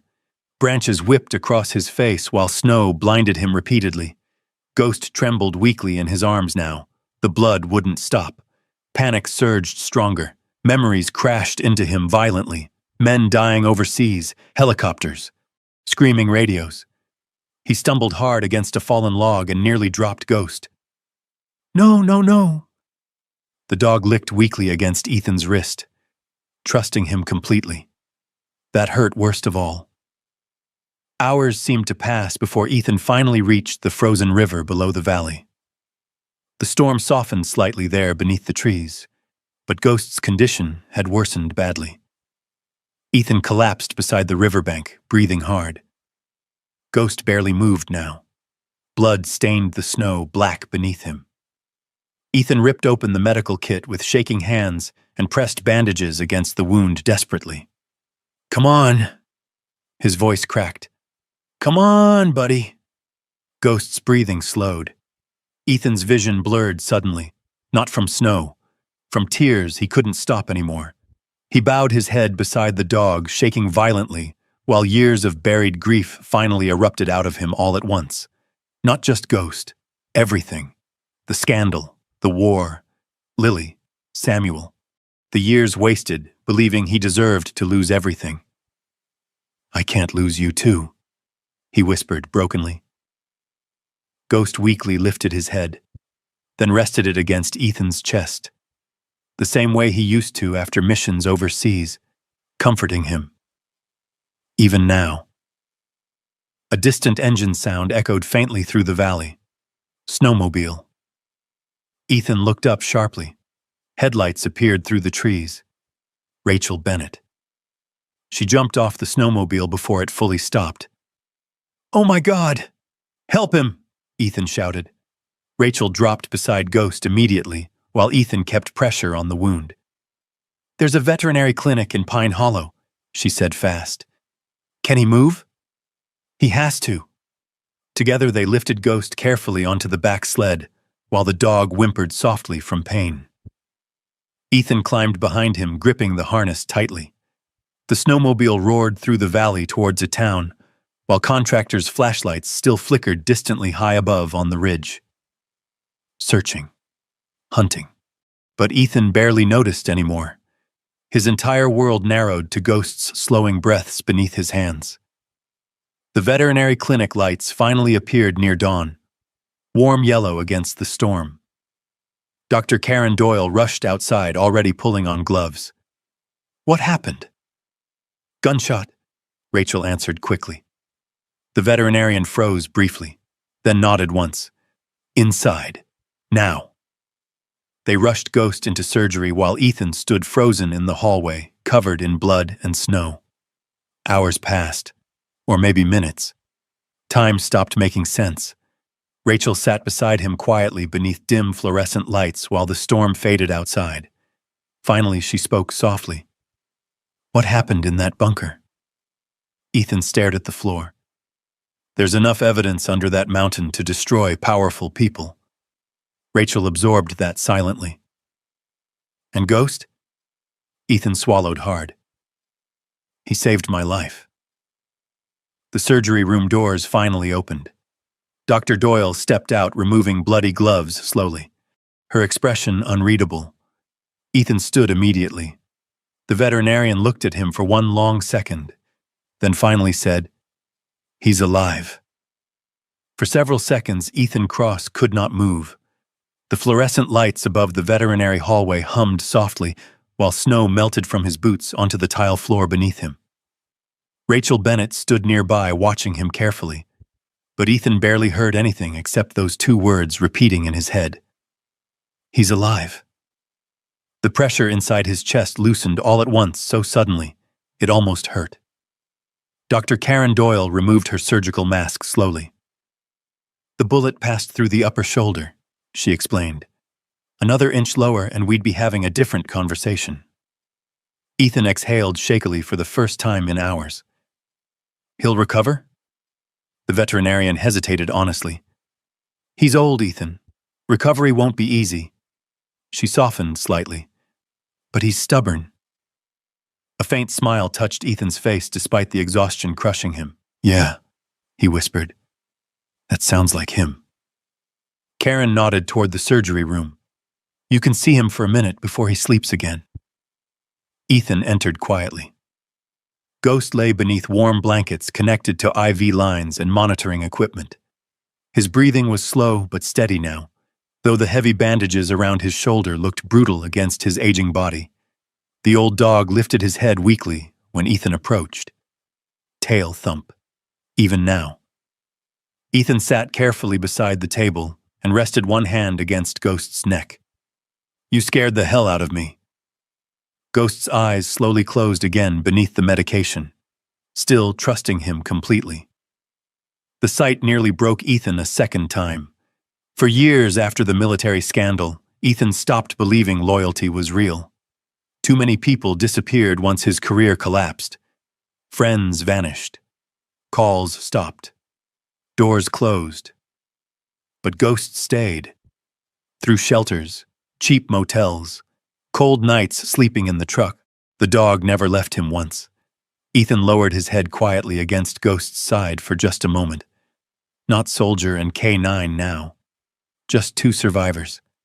When Ethan stepped back into the hallway, Rachel handed him a cup of stale coffee from the waiting room machine. "You look terrible," she said softly. "I feel worse." She leaned against the wall beside him. "Tell me everything." And for the next hour, Ethan did. The bunker, the records, the gold reserves, the contractors, Mercer. Rachel listened without interrupting once. Only when Ethan described the military archive containers did her expression fully change. "Those documents could trigger federal investigations," she said quietly. "They already killed at least one man over them." Victor Hale. The name hung heavily between them. Rachel stared through the clinic window toward the snowy street outside. "Sheriff Harper called me this morning." Ethan looked up sharply. "What did he want?" "He asked whether I'd seen you since yesterday." "And?" "I told him no."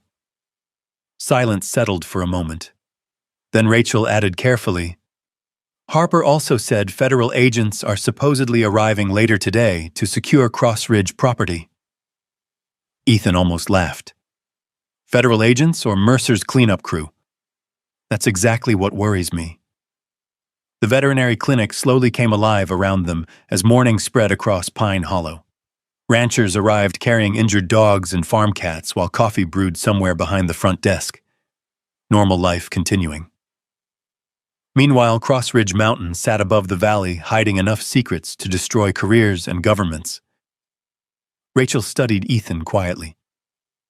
"You understand you can't go back up there alone now." "Yes, I can." "You almost died last night." "I spent years almost dying." Her expression tightened. "That's not the same thing, and you know it." Ethan looked away. Because part of him did know it. The war overseas at least made sense back then. Targets, orders, objectives. This was different. This was betrayal stretched across decades until it reached into every ruined corner of his life. Rachel lowered her voice slightly. "I released copies of the bunker evidence to a federal investigative contact in Helena this morning." Ethan turned back sharply. "You trust them?" "No," she answered honestly. "But now if anything happens to us, the information survives." Smart. Samuel would have approved. By afternoon, the storm had finally cleared completely. Sunlight spilled across Pine Hollow for the first time in days, turning snowbanks brilliant white beneath the mountain sky. Ethan stood outside the clinic smoking a cigarette he probably shouldn't have been smoking when a black SUV rolled slowly onto the street. Not Mercer's contractors this time. Different vehicle, cleaner, expensive. The driver stepped out alone. Grant Mercer. Ethan recognized him immediately from old newspaper articles and local real estate signs scattered throughout the valley. Mid-60s, silver hair, perfect winter coat. The kind of man who spent his entire life believing rooms naturally belonged to him. Rachel stepped outside instantly beside Ethan. Mercer noticed her first. "Ms. Bennett?" "Grant." The politeness between them carried old hostility beneath it. Mercer's eyes finally settled on Ethan. For several seconds, neither man spoke. Then Mercer nodded once. "You look like your father." Ethan said nothing. Mercer glanced toward the clinic entrance. "I heard about the dog."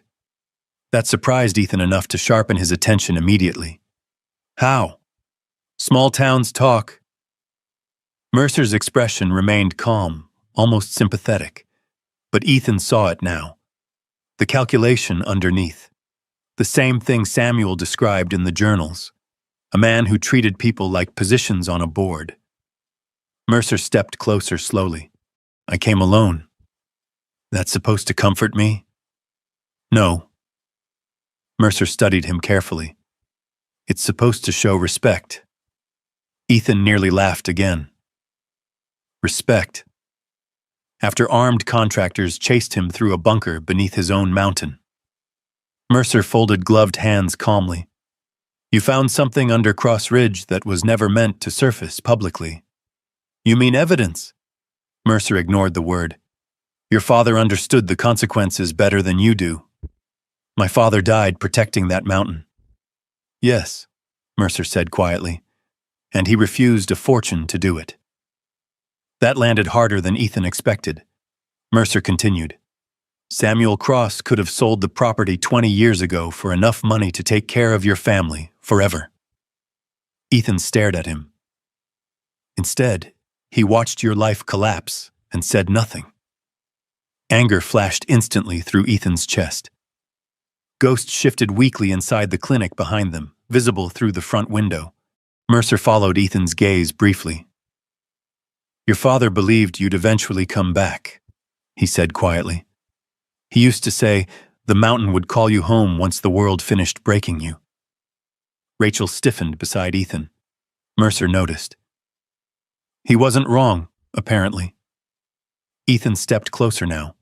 Cold rage settled behind his eyes. You destroyed my career. Mercer's expression remained unreadable. No. Systems destroyed your career. He paused slightly.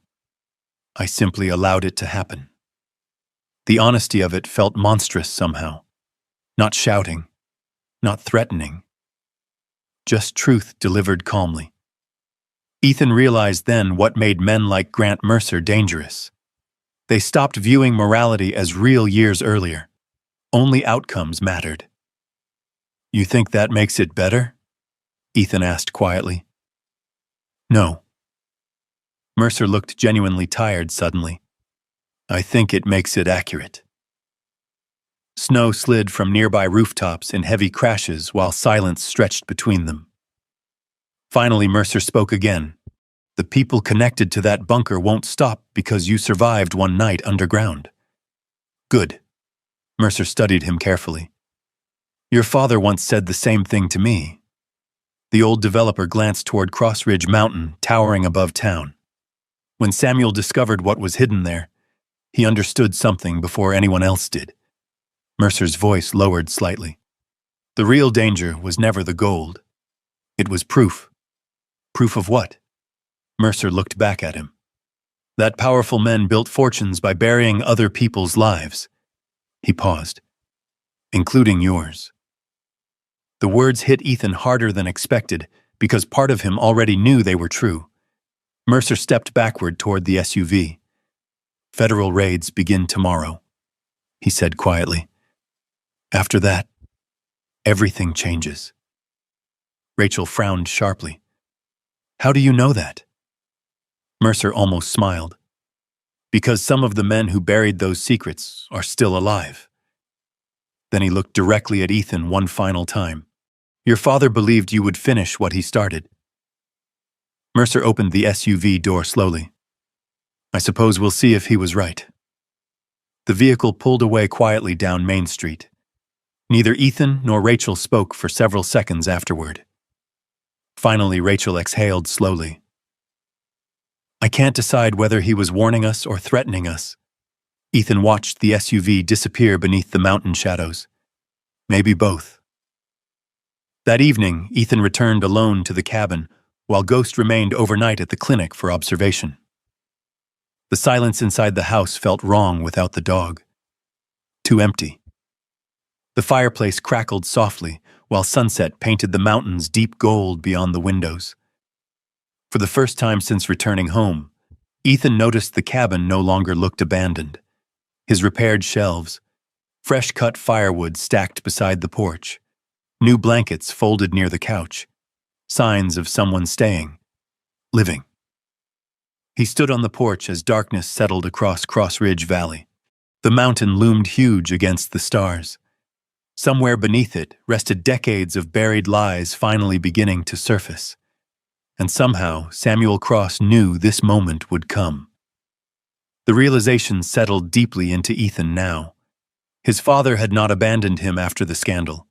He had been preparing the mountain, preparing evidence, preparing a way home. Ethan sat slowly in the porch chair Samuel once used and watched sunrise colors fade from the peaks. For the first time in years, the anger inside him no longer felt directionless. Now it had shape, truth, and tomorrow the mountain would finally begin giving it back. Ethan Cross remained on the porch long after darkness swallowed the Bitterroot Valley. The cold no longer bothered him. Years of sleeping in trucks and bus stations had changed his relationship with discomfort. Cold was simple, predictable, easier than memory. Inside the cabin, the fire crackled softly while Samuel's journals lay stacked across the kitchen table beside maps and bunker documents. Evidence. Not just against Mercer. Against an entire system that buried men when they became inconvenient. Ethan stared toward the mountain ridge where hidden tunnels slept beneath snow and stone. Somewhere under that mountain sat the proof that his life had been dismantled deliberately piece by piece. And somehow that hurt less now than it used to, because for the first time in years, the shame no longer belonged entirely to him. Headlights appeared near midnight, climbing slowly up the logging road. Ethan tensed automatically before recognizing Rachel Bennett's old Jeep. She stepped out carrying a paper grocery bag beneath one arm. "You ever answer your phone?" she asked. "Usually means trouble." Rachel glanced around the cabin porch. "I brought coffee. Figured that counted as diplomacy." Ethan let her inside. The warmth hit immediately after the mountain air. Rachel set supplies on the kitchen counter while studying the cabin more carefully than before. It looked different now. Lived in. Samuel's old woodworking tools had been cleaned and organized along the wall. Fresh-cut logs stacked beside the fireplace. A repaired lantern hanging near the window. Signs of rebuilding. Rachel noticed them too. "You've done a lot in a short time." Ethan shrugged. "Staying busy helps." "Helps what?" Neither asked aloud. Rachel poured coffee while Ethan spread bunker documents across the table again. "Federal investigators confirmed receipt of the evidence," she said quietly. "Raids started tonight in Helena and Missoula." Ethan nodded once. "No turning back now." "No." The fire snapped softly between them.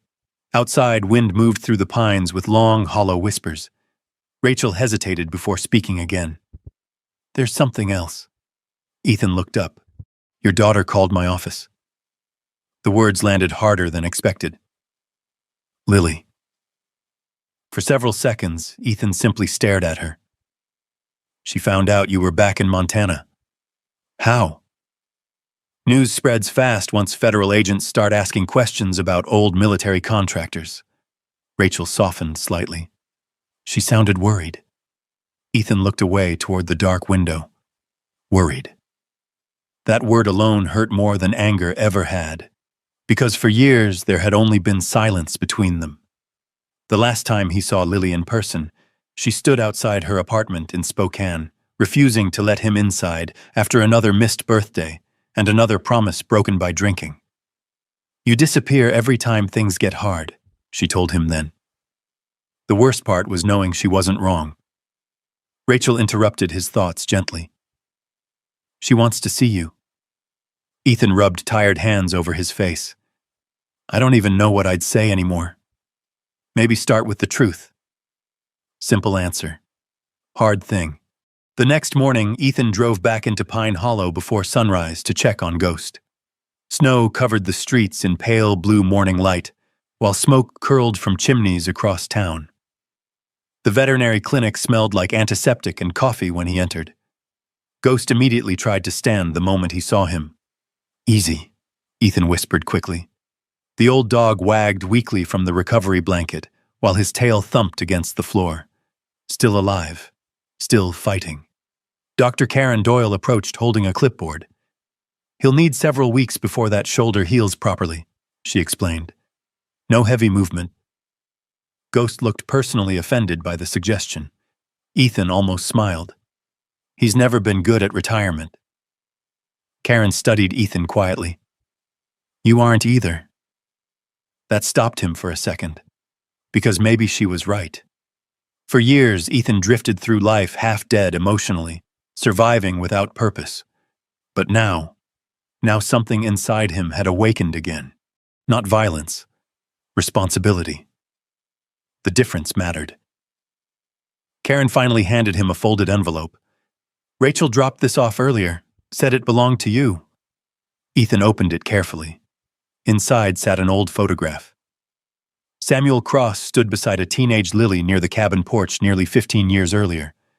Both smiled toward the camera, while Ghost, younger then, sat proudly between them. On the back, Samuel had written, "Home is where people wait for you to return." Ethan stared at the words for a long time. The guilt hit quietly this time. Not crushing, just honest. All those years, Lily thought her father chose alcohol and anger over family. And too often, he had. But maybe not entirely. Maybe some part of him had always been trying to survive something he didn't fully understand yet. Ghost rested his head against Ethan's knee gently, grounding him again. Later that afternoon, Ethan sat alone at the cabin kitchen table staring at a blank sheet of paper. Snow drifted lazily outside while the mountains stood silent beyond the windows. He hadn't written Lily a real letter in years. Text messages didn't count. Neither did apologies spoken half-drunk over late-night phone calls. Those only created more damage. But this felt different, because now Ethan finally understood something important. Shame grows strongest inside silence, and he was tired of being silent. He picked up the pen slowly. Lily, I used to think disappearing protected people from me. That if I stayed gone long enough, eventually you wouldn't have to carry the weight of what happened to me. I know now that all it really did was make you carry it alone. Ethan paused. The words came harder after that, not because they were untrue, because they were. He told her about the military investigation, about Mercer, about Cross Ridge Mountain. But mostly, he told her about fear, the kind veterans rarely admit aloud. Fear of failing people, fear of becoming dangerous to those they love. Fear that once something inside you breaks badly enough, it stays broken forever. By the time he finished, the fire had burned low beside him. Ghost slept quietly near the hearth, still weak but finally peaceful again. Ethan folded the letter carefully. No promises, no dramatic speeches, just truth. For once, that felt enough. 3 days later, Lily arrived during a soft snowfall just before dusk. Ethan saw her car climbing the logging road from the porch. His chest tightened instantly. She stepped out wearing a dark winter coat and hospital scrubs beneath it, exhaustion visible even from a distance. Nurse, always taking care of other people. She looked older than he remembered. Not old, just life-worn in the way adults become when years move too fast. For several seconds, neither moved. Then Ghost barked weakly from inside the cabin. Lily's face changed immediately. Ghost? She rushed past Ethan toward the door. The old dog struggled upright the moment she entered. Oh my God. Lily dropped beside him instantly, tears filling her eyes as Ghost pushed his head into her lap. You old idiot, she whispered. Ghost's tail thumped happily against the rug. Ethan stood quietly near the doorway watching them, and suddenly the years between them felt painfully visible. Missed birthdays, missed graduations, missed everything. Lily finally looked up at him. You really got shot at under a mountain? Ethan blinked once, then laughed softly despite himself. Guess Rachel already filled you in. She skipped most of the crazy details. Lily stood slowly. I figured the rest out from the news. Silence settled awkwardly. Then she pulled the folded letter from her coat pocket. I read this 3 times before driving here. Ethan nodded carefully. I meant every word. Lily studied him for a long moment. You look tired. That's fair. No. Her voice softened slightly. I mean older. The honesty hurt because it was true. Years of war and drifting had carved themselves into Ethan's face permanently. But Lily stepped closer anyway. You should have told me what really happened. I didn't know how. You could have tried. Ethan lowered his eyes briefly. I know. The fire crackled softly beside them while snow thickened outside the windows. Ghost looked between both of them carefully, like he understood exactly how fragile this moment was. Finally, Lily exhaled slowly. I believed the accusations against you for years, she admitted quietly. Everybody did. Ethan forced himself to nod. Most days I believed them too. That honesty changed something. He saw it happen in her expression. The wall between them cracked slightly. Not repaired, but opened. Lily stepped forward suddenly and hugged him.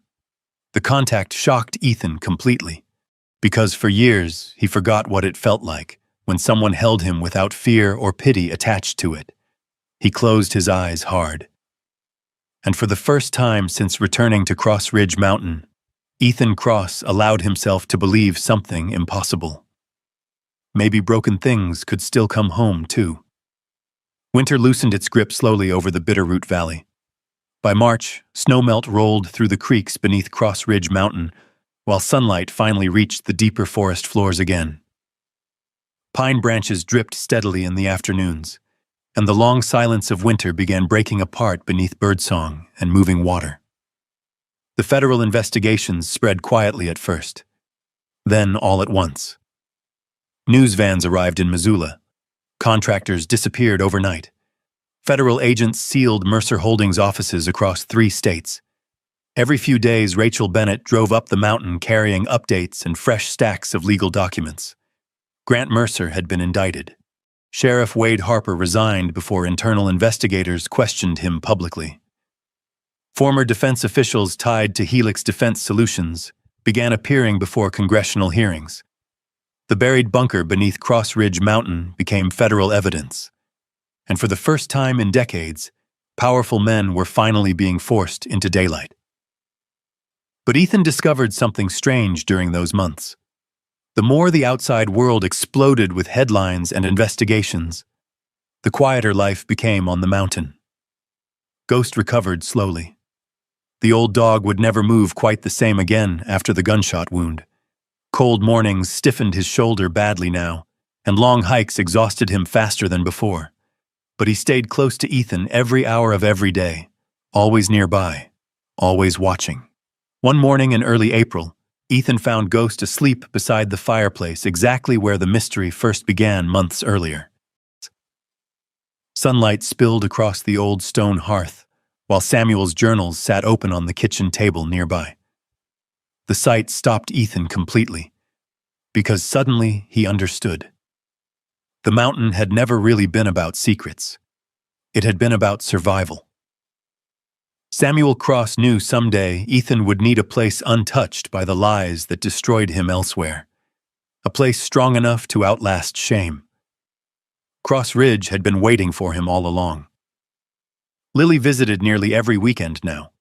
At first, the conversations remained careful and uneven, like people rebuilding a bridge one plank at a time. But slowly, the distance between them shortened. She helped repaint the back porch one Saturday beneath clear blue skies while Ghost supervised from the grass. "You missed a spot," she teased. Ethan looked over. "Pretty sure you inherited your grandfather's bossiness. Definitely not from you." That one actually made him laugh, real laugh. The kind he hadn't heard from himself in years. Lily noticed too. Her expression softened quietly. Later that afternoon, they sat together beside the repaired fence line overlooking the valley while spring wind moved through the pines. "You know," Lily said carefully, "Mom called me last week." Ethan looked down. "How is she?" "Happy, I think." Lily shrugged slightly. "Remarried?" The old ache stirred faintly inside him. Not jealousy. Grief. For years lost. "I wasn't easy to live with back then." "No," Lily admitted honestly. "You weren't." The truth no longer felt like an attack. Only truth. She leaned back against the fence post. But I also think people gave up on you too quickly after the scandal. Ethan stared toward the mountains. Maybe I gave up on myself first. Neither spoke for a while after that. The valley stretched endless and green beneath the warming sky while snow still capped the distant bitter roots beyond. Ghost rested beside them in the grass with his scarred muzzle on his paws. Peace looked strange on him at first, like a soldier finally learning the war had ended. By May, Ethan began rebuilding more than the cabin. Word spread quietly through veteran circles around western Montana that a former SEAL up on Cross Ridge had spare land and didn't ask too many questions. The first veteran arrived driving a rusted RV with a German Shepherd riding shotgun. Then another. Then two more. Men carrying the same haunted exhaustion Ethan once carried. Men who jumped at loud noises. Men who slept badly. Men who understood silence too well. Ethan never called it therapy. Never called it rehabilitation. He simply gave them work. Repairing fences, cutting timber, training rescue dogs, purpose. Sometimes that mattered more than medication ever could. Rachel visited one afternoon and stood watching several veterans rebuild the old barn while dogs ran loose across the meadow. "You've started something up here," she said quietly. Ethan shrugged. "Just fixing old property." Rachel smiled faintly. "No." She looked toward the men working beneath the mountain sunlight. "You're giving people somewhere to land."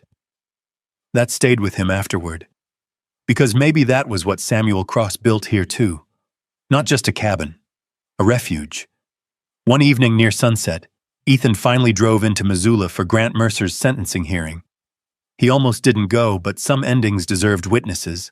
The courtroom felt strangely small after everything. Mercer looked older now. Smaller somehow. The confidence that once filled rooms around him had faded beneath federal charges and public disgrace. When the hearing ended, Mercer noticed Ethan standing near the back exit. For several seconds, neither moved. Then Mercer walked toward him slowly.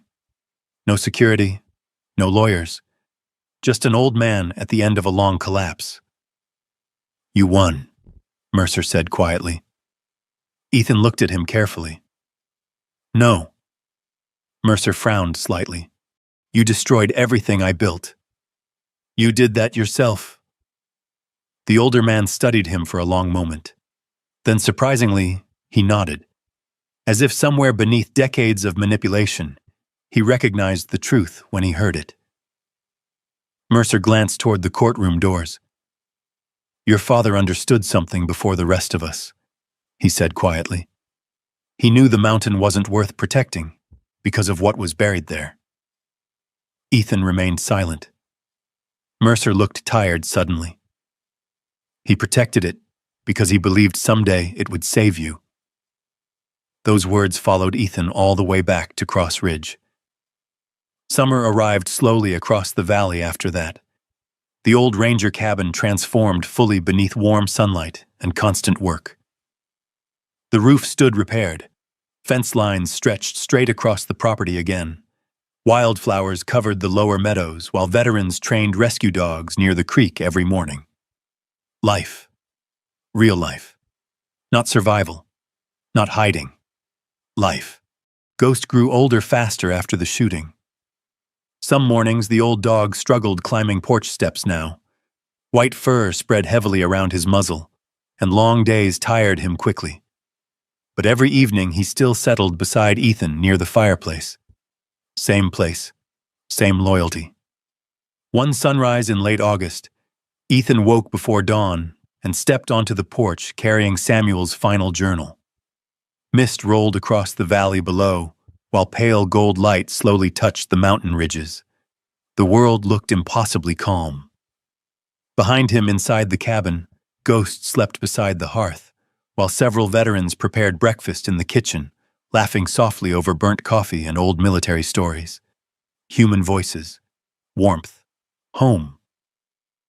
Ethan opened the journal to the final page Samuel ever wrote. "If Ethan comes home someday, do not tell him to forget the past. Men like my son survive because they remember. Just remind him that surviving was never supposed to be the final mission. Ethan stared at the words while wind moved gently through the pines around the porch. His father had seen him clearly all along. Not broken, not ruined, only lost. And Cross Ridge Mountain had waited patiently through all those years for him to find his way back. Behind Ethan, the cabin door opened softly. Lily stepped onto the porch, carrying 2 cups of coffee. "Thought you might need this." He accepted one quietly. They stood side by side watching sunrise spill across the valley. Ghost finally appeared behind them too, moving slower now but still determined, and settled heavily beside Ethan's boots with a tired sigh. The old dog looked out across the mountain like he belonged there. Maybe he always had. Ethan rested one hand gently against Ghost's scarred neck, while sunlight climbed over Cross Ridge at last. The bunker, the gold, the investigations. None of those things had been the true treasure hidden beneath the mountain. The real treasure was this: truth, a second chance, a father's faith, and the bond between a broken soldier and the dog who refused to leave him behind long enough for him to finally come home. If you believe some land is worth protecting and some loyalties never die, type "home" down in the comments. And if Ghost reminded you of a dog or a veteran you've loved in your own life, tell us where you're watching from tonight. Subscribe if you'd like more stories about justice, second chances, and the kind of people who still stand their ground when the world tells them not to.